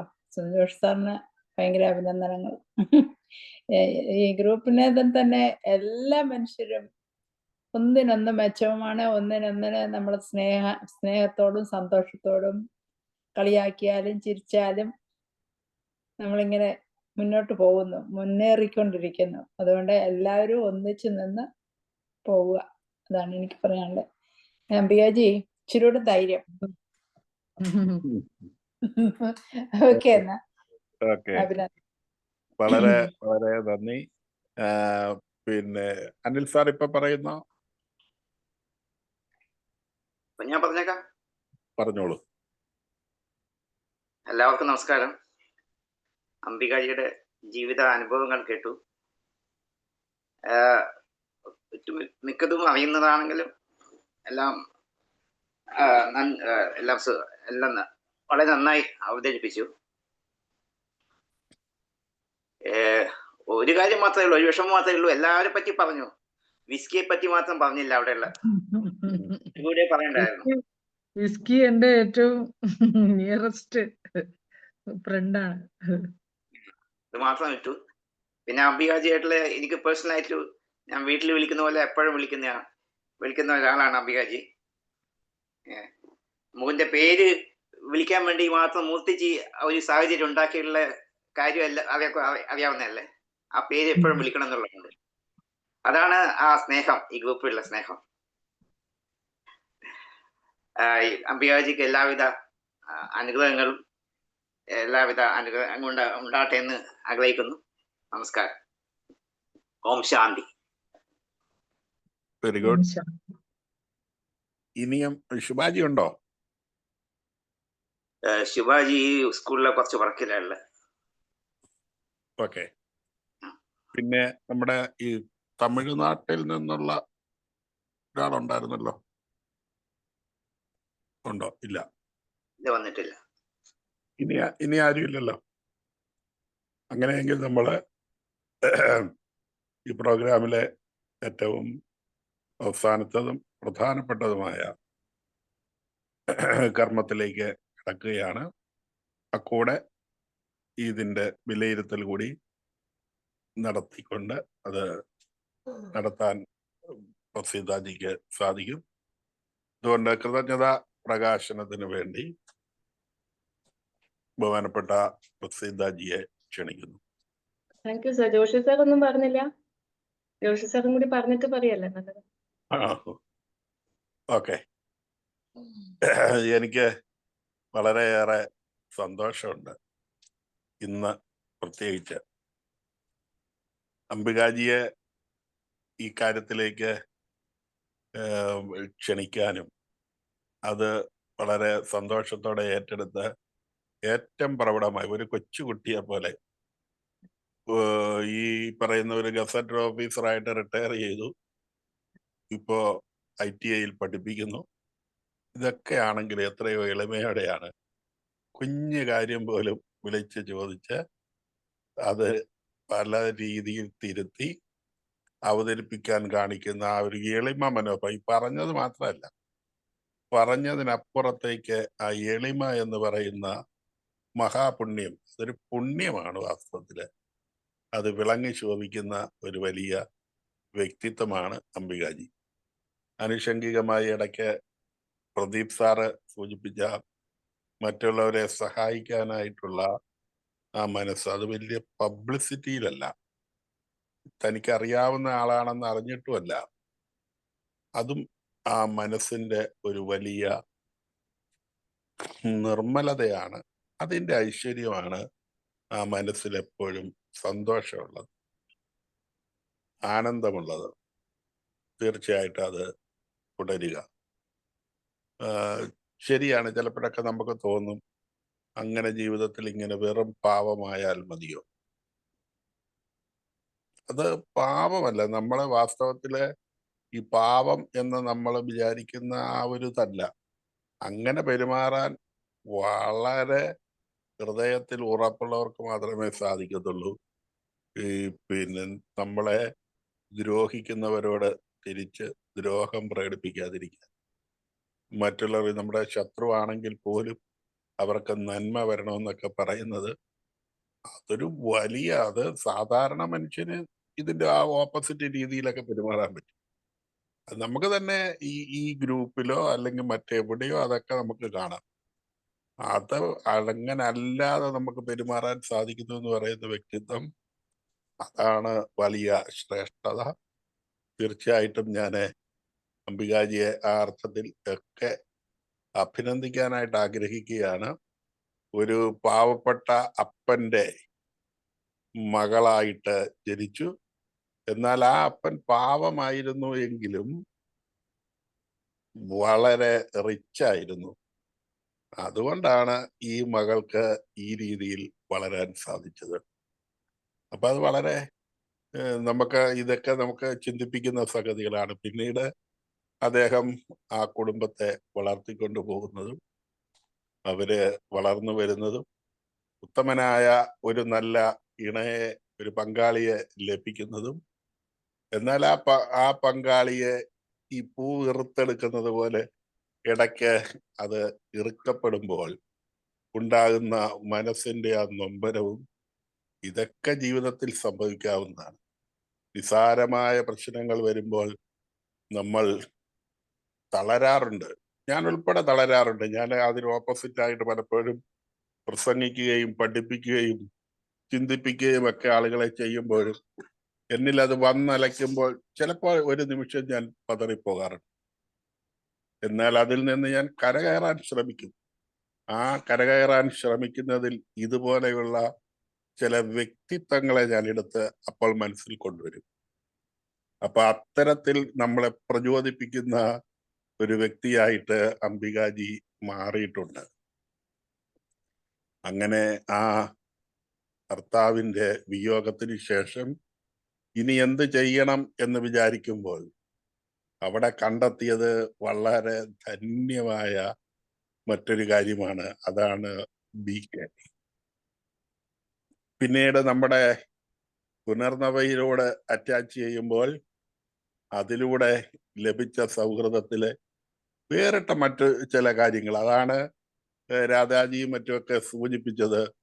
ഈ ഐസിന്റെ അകത്തും അല്ലെങ്കിൽ പിന്നെ കടലിന്റെ അടിയിലുമൊക്കെ പോകാൻ കാണിക്കുന്ന അതിലേക്ക്, അതൊരു വലിയൊരു ചേഞ്ചാണ്. അപ്പൊ എന്തും സാധിക്കും, അല്ലാതെ ഒരു ഏതെങ്കിലും ഒരു തുരുത്തിൽ അകപ്പെട്ടിരിക്കുന്ന ആളല്ല.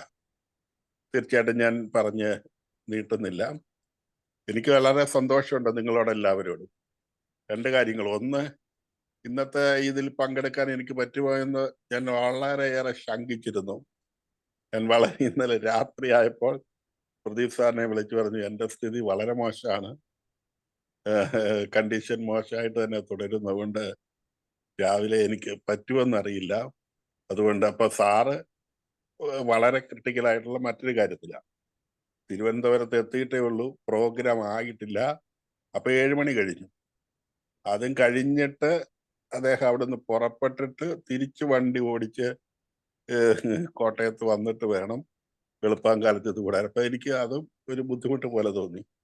അപ്പൊ ഞാനൊരു സബ്സ്റ്റിറ്റ്യൂട്ടിനെ കൂടെ പറഞ്ഞു, ഇങ്ങനെയൊക്കെയാണ് കാര്യങ്ങൾ,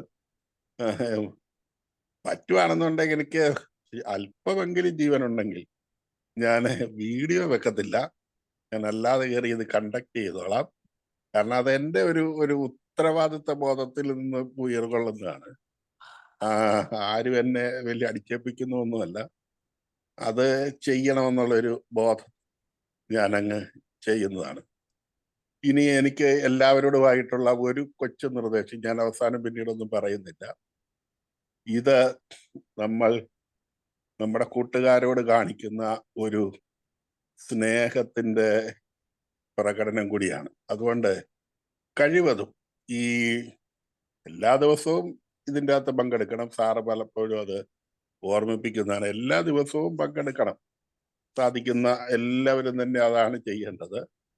ഇനിയും ഈ അവസാനത്തെ ഞായറാഴ്ച തീർച്ചയായിട്ടും നമ്മുടെ ഈ കൂട്ടത്തിലുള്ള ആളിനോട് കാണിക്കുന്ന ഏറ്റവും വലിയൊരു ബഹുമാനത്തിന്റെയും സ്നേഹത്തിന്റെയും കൂടിയാണ്. അതിൽ പങ്കെടുക്കുക, ഇത് സുഹൃത്തിനെ കേൾക്കാമിൽ പങ്കെടുക്കുകയും 2 വാക്കെങ്കിലും ആ ആളിന് ഒരു കോംപ്ലിമെന്റ് നൽകുകയും ചെയ്യുക. ഈ സദസ്സിന്റെ മുമ്പിൽ ഒറ്റയ്ക്ക് വിളിച്ചേക്കാൻ നമുക്ക് അഭിനന്ദിക്കാം, അതിലൊന്നും കുഴപ്പമൊന്നുമില്ല.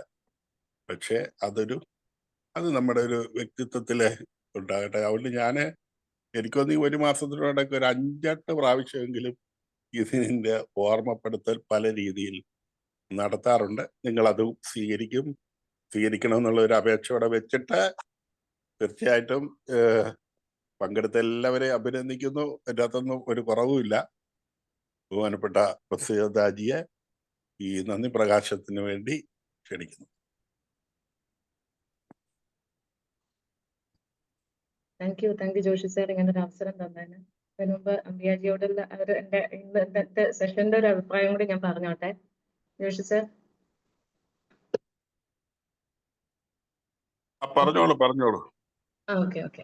അല്ല, അംബിയാജിയുടെ ഇത് കുറെയൊക്കെ നമ്മൾ ഇതൊക്കെ പല അവസരങ്ങളിലായിട്ട് കേട്ടിട്ടുണ്ടെങ്കിലും ഈ ഒരു പുതിയ വഴിയിൽ കടന്ന് കിട്ടിയതും അത് ചവിട്ടി മാറ്റിയതും ആ കഥ എനിക്ക് ഒരിക്കൽ അംബിയാജി പറഞ്ഞപ്പോ ഭയങ്കര ടച്ചിങ് ആയിട്ട് തോന്നിയിരുന്നു.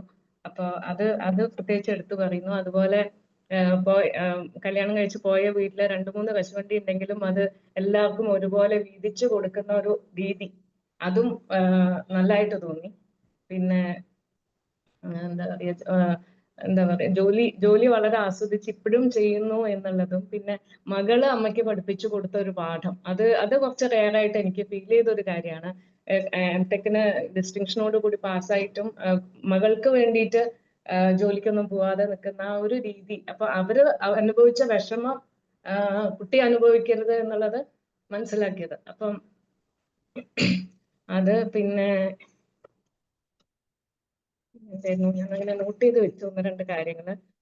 അപ്പൊ എനിക്ക് അംബിയാജിയുടെ ഇത് പറയുകയാണെങ്കിൽ ഓം ശാന്തി എന്നുള്ളതാണ് എനിക്ക് എപ്പോഴും എന്റെ മനസ്സിൽ എപ്പോഴും വരുന്ന ഒരു, അംബിയാജിയെ കാണുമ്പോഴുള്ള ഒരു പിക്ചർ അതാണ്, ഓം ശാന്തി. അപ്പം അത് എന്താ പറയാ, അതുപോലെ ഞാൻ ചേർത്തലയിൽ നിന്നപ്പോ എനിക്ക് ഈ അമ്മയുടെ സ്നേഹം വിളമ്പി തന്ന കാര്യം പറഞ്ഞല്ലോ, അപ്പൊ അത് എനിക്കും കൂടി കിട്ടിയിരുന്നു കുറച്ച്.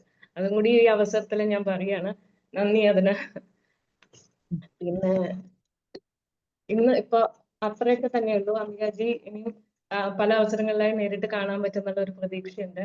അപ്പൊ ഈ ഒരു കൂട്ടായ്മ ഇങ്ങനെ തന്നെ തുടരട്ടെ. ഇതുപോലെ ഓരോരുത്തരുടെയും ഈ ഒരു ജീവിത കഥകളൊക്കെ നമുക്ക് കേൾക്കാൻ അവസരം ഉണ്ടാവട്ടെ. ഇനി ഞാൻ എന്റെ കടമയിലേക്ക് കടക്കുകയാണ്. അപ്പൊ ഇന്ന് ജോഷി സാറ് തീരെ വയ്യാണ്ടും നമുക്കറിയാം എത്രമാത്രം ബുദ്ധിമുട്ടിയിട്ടാണ്, പക്ഷെ ആ ഒരു ഡെഡിക്കേഷൻ അത് അപ്രീഷിയേറ്റ് ചെയ്യാതെ വയ്യ ഈ ഒരു കാര്യത്തില്. അപ്പൊ ഈ ഒരു കൂട്ടായ്മയ്ക്ക് ആദ്യം തന്നെ നന്ദി പറയുന്ന സർവേശ്വരനോടാണ്. പിന്നെ ഇതിന്റെ അഡ്മിൻ എല്ലാവരും തന്നെ വളരെ നല്ല സജീവമായിട്ട് ഇതിനെല്ലാത്തിനും ചുക്കാൻ പിടിക്കുന്ന പ്രദീപ് ജി, രാധാജി, രവിയേട്ടൻ, ജോഷി സാർ, ഫിലോമിനാജി, എല്ലാവരോടും പ്രത്യേകം നന്ദി പറയുന്നു. അപ്പൊ ഇന്ന് ഈ അംബിയാജിയുടെ ഈ ഒരു ജീവിത കഥ കേൾക്കാൻ, ഈ ഒരു കാര്യങ്ങളൊക്കെ മനസ്സിലാക്കാനും കൂടുതൽ അറിയാനും നമുക്ക് സാധിച്ചു. അപ്പൊ അതിന് ജോഷി സാറിന്റെ ഇനീഷ്യേറ്റീവിന് പ്രത്യേകിച്ച് നന്ദി പറയാണ്. അപ്പൊ സാറ് നമ്മളെയൊക്കെ വിളിച്ച് വളരെ സീക്രട്ടീവ് ആയിട്ടാണ് കാര്യങ്ങൾ പറഞ്ഞത്. ഒരു സസ്പെൻസ് എലിമെന്റ് അതിൽ നിലനിർത്തിക്കൊണ്ട് തന്നെയാണ് ജോഷി സാർ ഇത് ചെയ്തത് എന്നുള്ളതാണ്. വേറെ ആർക്കും അറിയാൻ പാടില്ല, അത് അങ്ങനെ നിൽക്കണം. അപ്പൊ ഞാൻ പറഞ്ഞു, ഞാൻ ഇപ്പൊ കുറച്ചു നാളായിട്ട് കേറാത്തതാണ്, അപ്പൊ ഞാൻ ആദ്യം തന്നെ കയറി പറയുന്നത് ഒരു ശരിയല്ല എന്നുള്ളത് എനിക്ക് തോന്നിയിരുന്നു. അപ്പൊ ഞാനത് പറയുകയും ചെയ്തു. അപ്പൊ ജോഷി പറഞ്ഞു അതൊന്നും പ്രശ്നമില്ല. അപ്പൊ ഞാൻ വിചാരിച്ചു ഓക്കെ, ഇതൊരു ചാൻസ് ആവട്ടെ എനിക്ക് ഇനി അങ്ങോട്ട് കണ്ടിന്യൂ ചെയ്യാൻ എന്നുള്ളത് ഞാൻ വിചാരിച്ചു. അപ്പൊ അങ്ങനെയാണ് എനിക്ക് ഇതിൽ വരാൻ പറ്റിയത്. താങ്ക് യു ജോഷി സാർ ഒരു അവസരം തന്നതിന്. അപ്പൊ ഇനി ഇന്ന് നമ്മുടെ പ്രതികരണത്തില് ആദ്യത്തെ പ്രതികരണം രാമമൂർത്തി സാറിന്റെ ആയിരുന്നു. അപ്പൊ വളരെ നല്ല രീതിയിൽ എല്ലാ പ്രതിസന്ധികളുടെ കാര്യവും അംബികാജി പറഞ്ഞാലും അത് എല്ലാം പോസിറ്റീവായിട്ട് ആ സാഹചര്യങ്ങൾ ഒരു നെല്ലിക്കയുടെ ഉപമയൊക്കെ വെച്ചിട്ടാണെന്ന് തോന്നുന്നു പറഞ്ഞത്. അത് നല്ല രീതിയിൽ നന്നായിട്ട് നമ്മളെ ഷേപ്പ് ചെയ്യാൻ സഹായിച്ചു ഈ അനുഭവങ്ങളൊക്കെ എന്നുള്ള ഒരു ഇത് തന്നെയാണ് പറഞ്ഞത്. അപ്പൊ എന്തുകൊണ്ട് ഭാഗ്യവതിയാണ് അംബികാജി എന്ന് തന്നെയാണ് എനിക്ക് തോന്നുന്നു എല്ലാവരും തന്നെ പറഞ്ഞത്. അപ്പൊ ഇന്ന് പ്രതികരണം എല്ലാവരും നല്ല സജീവമായിട്ട് പങ്കെടുത്തു. അതുപോലെ രാമമൂർത്തി സാറ്, ഗീതാജി, രവിയേട്ടൻ, ജ്യോതി മാം, നിസാജി, ബിന്ദു ചെറുവട്ടിൽജി, രമ്യ കൃഷ്ണൻജി, പുഷ്പലത ജി, പിന്നെ കോഴിക്കോടുന്ന് പ്രസീതാജി, ചന്ദ്രയാജി, ബാസി സാറ്, അമിതജി, രാധാജി, പ്രദീപ് ജി, ഹരിജി, ഓച്ചിറയുന്ന Binduji, Sindhuji, Philominaji, Anilji and Joshi sir finally.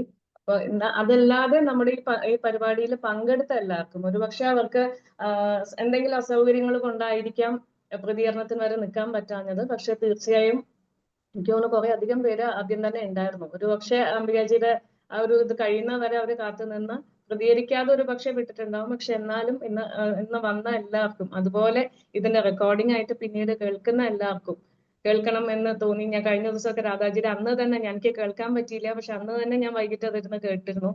അപ്പൊ ഒരുപക്ഷെ ഇതിൽ ഈ ഗ്രൂപ്പിൽ പങ്കെടുക്കാൻ പറ്റിയില്ലെങ്കിൽ പോലും അത് ഉടനെ യൂട്യൂബിൽ അല്ല അതിന്റെ ലിങ്ക് ഇടുമ്പോൾ കാണുന്ന എല്ലാവർക്കും വേണ്ടിയും നന്ദി പറഞ്ഞുകൊണ്ട് എല്ലാവർക്കും ഒരിക്കൽ കൂടി നന്ദി പറയുന്നു. Thank you so much. ഇടയ്ക്ക് ഞാനൊരു കാര്യം പറഞ്ഞിട്ട്, പ്രസീതാജി ഇന്ന് നല്ല സുന്ദരിയായിരിക്കുന്നു കേട്ടോ. ഓക്കെ, ഇനി ആർക്കെങ്കിലും പ്രത്യേകിച്ച് വല്ലതും പറയാനുണ്ടോ? എനിക്ക് ഒരു കാര്യം കൂടി പറയാനുണ്ട്. ഞാൻ പറയാൻ വേണ്ടി വെച്ചിരുന്നതാ, വിട്ടുപോയതാ. ഈ നമ്മള് ഈ മെഡിറ്റേഷനോ അല്ലെങ്കിൽ എന്ത് കാര്യത്തിലും നമ്മൾ ഒരു കാര്യം പറയും, പക്ഷെ നമ്മുടെ പ്രവൃത്തിയിൽ അതിലൊരു 50% 40% നമ്മൾ കൊണ്ടുവരാറുണ്ട്. പക്ഷെ അംബികാജി 99% പറയുന്നത് തന്നെ പ്രവൃത്തിയിലും കൊണ്ടുവരാറുണ്ട്. എന്നുവെച്ചാൽ നമ്മൾ ഈ നമ്മള് മെഡിറ്റേഷനിൽ പറയുന്ന കാര്യങ്ങൾ അല്ലെങ്കിൽ ഇതുപോലത്തെ കാര്യങ്ങളൊക്കെ ചുമ്മാ അത് ഒരു വാക്കായിട്ട് ഒരു തിയറി ആയിട്ട് പറയാതെ പ്രവൃത്തിയിൽ മറ്റുള്ളവരെ വിഷമിപ്പിക്കാതിരിക്കുക, മറ്റുള്ളവരോട് നന്ദിയോടെ ഇരിക്കുക, മറ്റുള്ളവരെ സ്നേഹിക്കുക, സഹായിക്കുക, ആ വാക്കുകളെല്ലാം ജീവിതത്തിലും ചെയ്യുന്ന ഒരാളാണ്. അതില് അങ്ങനെ ഒരാളെ പരിചയപ്പെട്ടത് എനിക്ക് ഭയങ്കര സന്തോഷമുണ്ട്. ഇങ്ങനത്തെ ആൾക്കാരുടെ കൂടെയൊക്കെ ജീവിക്കാനുള്ള കാലഘട്ടത്തിൽ ഞാനും ജീവിക്കുന്നു. ഇങ്ങനത്തെ ആൾക്കാരുടെ കൂടെ ഉള്ള ഒരു റിലേഷൻ എനിക്കും ഉണ്ടെന്ന് പറയുന്നത് ഞാൻ ഒരുപാട് സന്തോഷിക്കുന്നു. എല്ലാവർക്കും have a nice day. Thank you. Ambikaji നമ്മുടെ ഗ്രൂപ്പിലെ ഒരു വെള്ളരിപ്രാവ് തന്നെയാണ് അല്ലെ? സമാധാനത്തിന്റെ നന്മമരം, പുണർന്നവയുടെ നന്മമരം.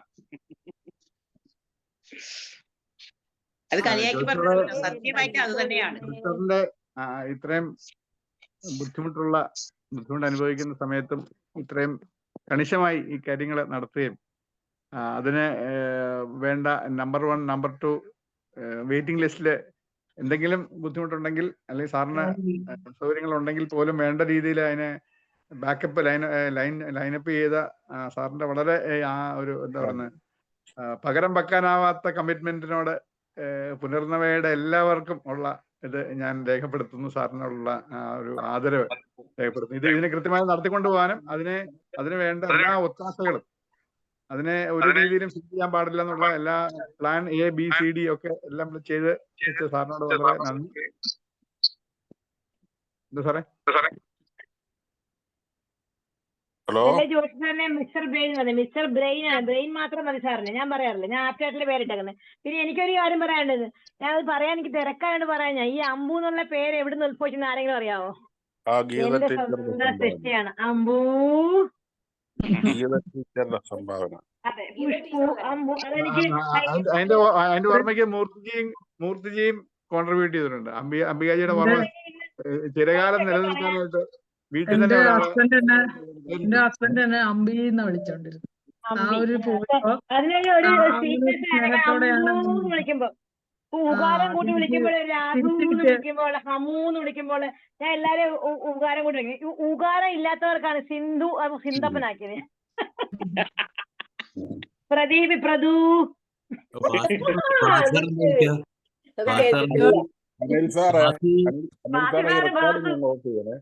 മറുപടി ഉണ്ടോ?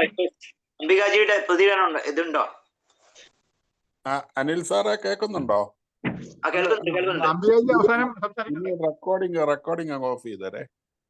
അല്ല അംബികാജിയുടെ ഇതുകൊണ്ട് അതിന്റെ ഇടയ്ക്ക് ആൾക്കാർ പറഞ്ഞുകൊണ്ട് ഞാൻ അത് തന്നെ. അപ്പൊ അങ്ങനെയെങ്കിൽ അംബികാജിയുടെ പ്രതികരണം കൂടി ഒന്ന് നടത്തിയേക്കുക. ക്ലാസ് കഴിഞ്ഞ് ഈ അഭിപ്രായ പ്രകടനം കഴിയും. എനിക്ക് പോയത് കേട്ടോ. ഞാൻ നമുക്ക് എൻ്റെ അഭിപ്രായം പറയാം. ജീവിതത്തിൽ എനിക്ക് ഇത്രയും വ്യത്യാസങ്ങൾ ഞാൻ ഇതേപോലെ ഇത്രയും ശാന്തതയും ക്ഷമയും ഒന്നും എനിക്ക് ഉണ്ടായിരുന്ന ഒരു വ്യക്തിയല്ല. പക്ഷെ എൻ്റെ ജീവിതം എന്നെ പഠിപ്പിച്ചതാണ്. എനിക്ക് ഏറ്റവും വലിയ ദുഃഖം എന്ന് പറഞ്ഞത് എൻ്റെ ഹസ്ബൻഡ് വളരെ ഇങ്ങനെ അസുഖം വന്നും 6 മാസം കൊണ്ടാണ് ഹസ്ബൻഡ് അസുഖം വന്നും പെട്ടെന്ന് മരണപ്പെട്ടു പോയത്. അതുവരെ പുള്ളി വളരെ നല്ല രീതിയിൽ ഒരു അസുഖവും ഇല്ലാതെ, അസുഖങ്ങളൊക്കെ എനിക്കായിരുന്നു. ഹസ്ബൻഡിന് അങ്ങനെ അസുഖം വന്നിട്ടേ ഇല്ല, ഒരു പനി പോലും വന്ന് ഞാൻ കണ്ടിട്ടില്ല. അപ്പോൾ അങ്ങനെയുള്ള ഒരു അവസ്ഥയിൽ ഞാൻ എൻ്റെ ജീവിതത്തിൽ ആദ്യം അനുഭവിച്ചിട്ടുള്ള ദുഃഖങ്ങൾ അവിടെ നിന്നാണ്. അതുവരെ എനിക്ക് യാതൊരു പ്രശ്നങ്ങളും ജീവിതത്തിൽ ഇല്ലായിരുന്നു. അപ്പോഴും എനിക്ക് വന്നൊരു പ്രശ്നം എന്ന് പറയുന്നത് എൻ്റെ ഹസ്ബൻഡും ഞാനും എൻ്റെ ഹസ്ബൻഡിന്റെ കുടുംബത്തോട് ഭയങ്കര സ്നേഹമുള്ളവരായിരുന്നു ഞങ്ങൾ രണ്ടുപേരും. അപ്പോ അന്നേരം വേണ്ട ഒരു സമയത്ത്, ഇത്രയും ഒരു ദുഃഖം വന്ന് ഇരിക്കുന്ന ഒരു സമയത്ത് ഒരു കൈ സഹായമായിരുന്നു ഞാൻ പ്രതീക്ഷിച്ചിരുന്നത്. പക്ഷെ അന്നേരം അവരെന്നെ ഉപേക്ഷിച്ചിട്ടാണ് പോയത്. ഒറ്റ ഒരു കാര്യത്തിന്റെ പുറത്ത് അത് എന്നെ ഉപേക്ഷിച്ചിട്ട് പോയി. പക്ഷെ അത് എനിക്ക് ഒരു പക്ഷേ ഞാൻ അവിടെ കണ്ടത് ഈശ്വരൻ എന്നെ ശക്തിപ്പെടുത്താനായിരുന്നിരിക്കും. ആരുടെയെങ്കിലും ഒരു സഹായം നമുക്ക് അപ്പോൾ ഉണ്ടെങ്കിൽ നമ്മൾ അത്രയും വളരില്ല. നമ്മള് ഒരു നിസ്സഹായ അവസ്ഥയിൽ നിന്നാണ് ഞാൻ പല കാര്യങ്ങളും പഠിക്കാനും എന്നെ തിരുത്താനും ഒക്കെ എനിക്ക് ഒരു അവസരം വന്നത് അവിടെ നിന്നാണ്. പിന്നെ പറയാനാണെങ്കിൽ അങ്ങനെ കടന്നുപോയ ഒരു അവസ്ഥയിൽ ഈ പുനർനവയിലേക്ക് വന്നപ്പോഴത്തേക്കും എനിക്ക് ഉണ്ടായ ഒരു സന്തോഷം ചെറുതല്ല. എനിക്ക് രക്തബന്ധമുള്ളവരല്ല ശരിയായ ബന്ധുക്കൾ എന്നെനിക്ക് മനസ്സിലായത് അപ്പോഴാണ്. രക്തബന്ധമുള്ളവര് ശരിയായ ബന്ധുക്കളല്ല, നമ്മളെ സ്നേഹിക്കുന്നവരാണ് ശരിയായ ബന്ധുക്കൾ നമ്മളുടെ. അതെനിക്ക് മനസ്സിലായത് പുനർനവയിൽ വന്നപ്പോഴാണ്. അത് ദൈവം എന്നോട് വളരെ സ്നേഹമുള്ളത് കൊണ്ടാണ് എന്നെ ഇവിടെ എത്തിച്ചത്. അല്ലെങ്കിൽ ഈ സംസ്ഥാനത്തിന്റെയും ഈ ലോകത്തിന്റെ അവിടെ ഇവിടെയൊക്കെ ഇരിക്കുന്ന ഇത്രയും മനുഷ്യരെ നമുക്ക് കൂട്ടിയോജിക്കാൻ കഴിഞ്ഞതും കാണാൻ കഴിഞ്ഞതും ഒക്കെ ഒരു ദൈവത്തിന്റെ ഒരു സ്നേഹം എന്നിലുള്ളത് കൊണ്ടാണെന്ന് ഞാൻ എപ്പോഴും വിശ്വസിക്കുന്നു. പിന്നെ ഗീത പഠിക്കണമെന്നൊക്കെ എനിക്ക് ജീവിതത്തിൽ ഭയങ്കര ആഗ്രഹം ഉണ്ടായിരുന്ന ഒരു വ്യക്തിയാണ്. അത് ഗീത, നാരായണീയം ഇതൊക്കെ എനിക്ക് ഇവിടെ വന്നിട്ടാണ് അതൊക്കെ സാധിച്ചത്. അതിന് രാധാജിയോട് എനിക്ക് വളരെ നന്ദിയുണ്ട് ഗീത പഠിപ്പിക്കുന്നതില്. പിന്നെന്താ പറയാനുള്ള, ഇത്രയൊക്കെ ഉള്ളൂ. അപ്പൊ എല്ലാം നല്ല വാക്കുകൾ കൊണ്ട് എന്നെ നന്ദി പറഞ്ഞ എല്ലാവരോടും എനിക്ക് വളരെ അകമഴിഞ്ഞ നന്ദി ഞാൻ രേഖപ്പെടുത്തുന്നു. പിന്നെ ജോഷി സാറിനോട് ഞാൻ ഇന്നലെ മുഴുവനും പ്രാർത്ഥന ജോഷി സാറിനെ കുറിച്ചായിരുന്നു. ഇന്ന് ജോഷി സാറിന് സുഖമില്ലാന്ന് കേട്ടപ്പോൾ എനിക്ക് വളരെ വിഷമം തോന്നി. സാറാണ് എന്നെ ഇങ്ങനെയെല്ലാം പറയണം എന്നെല്ലാം പറഞ്ഞു തന്നത്. ഒരു ഗൈഡൻസ് സാറാണ് തന്നത്. ഇങ്ങനെയുള്ള കാര്യങ്ങൾ ഇങ്ങനെ ഒരു അത് അവതരിപ്പിക്കണമെന്ന് പറഞ്ഞപ്പോൾ എനിക്ക് അതെങ്ങനെ അവതരിപ്പിക്കണമെന്ന് എനിക്ക് അറിയില്ലായിരുന്നു. അപ്പൊ സാറാണ് ഓരോ പോയിന്റുകളൊക്കെ പറഞ്ഞു തന്നെ ഇങ്ങനെ പറയണം എന്ന്. അപ്പൊ അങ്ങനെയൊക്കെ ചിന്തിച്ച് പറയാനും എനിക്ക് സാധിച്ചു. അപ്പൊ എല്ലാവരോടും എനിക്ക് എൻ്റെ മരണം വരെ ഈ കൂട്ടായ്മയിൽ ജീവിക്കണം. ഇതാണ് എൻ്റെ ഏറ്റവും വലിയ ബന്ധുക്കൾ എന്ന് ഞാൻ വിചാരിക്കുന്നു. ഓക്കെ, നന്ദി. ഓക്കെ. ഇനി ആ റെക്കോർഡിംഗ് അങ്ങ് ഓഫ് ചെയ്യാം. ജോഷി സാർ ഒരു കാര്യം പറഞ്ഞോട്ടെ. ഹുസൈൻ സാറിന്റെ ഒരു മെസ്സേജ് ഉണ്ട്, വായിച്ചോട്ടെ ഞാൻ? വായിച്ചോളൂ. Thank you Ambikaji sister, your talk was very touching and inspiring. I have to leave now, bye എന്ന് പറഞ്ഞിട്ടുണ്ട്. Very good. ഓക്കെ, വില്ലുണ്ടായിരുന്നോ? വില്ല് വന്നില്ല അല്ലേ? ഇല്ല.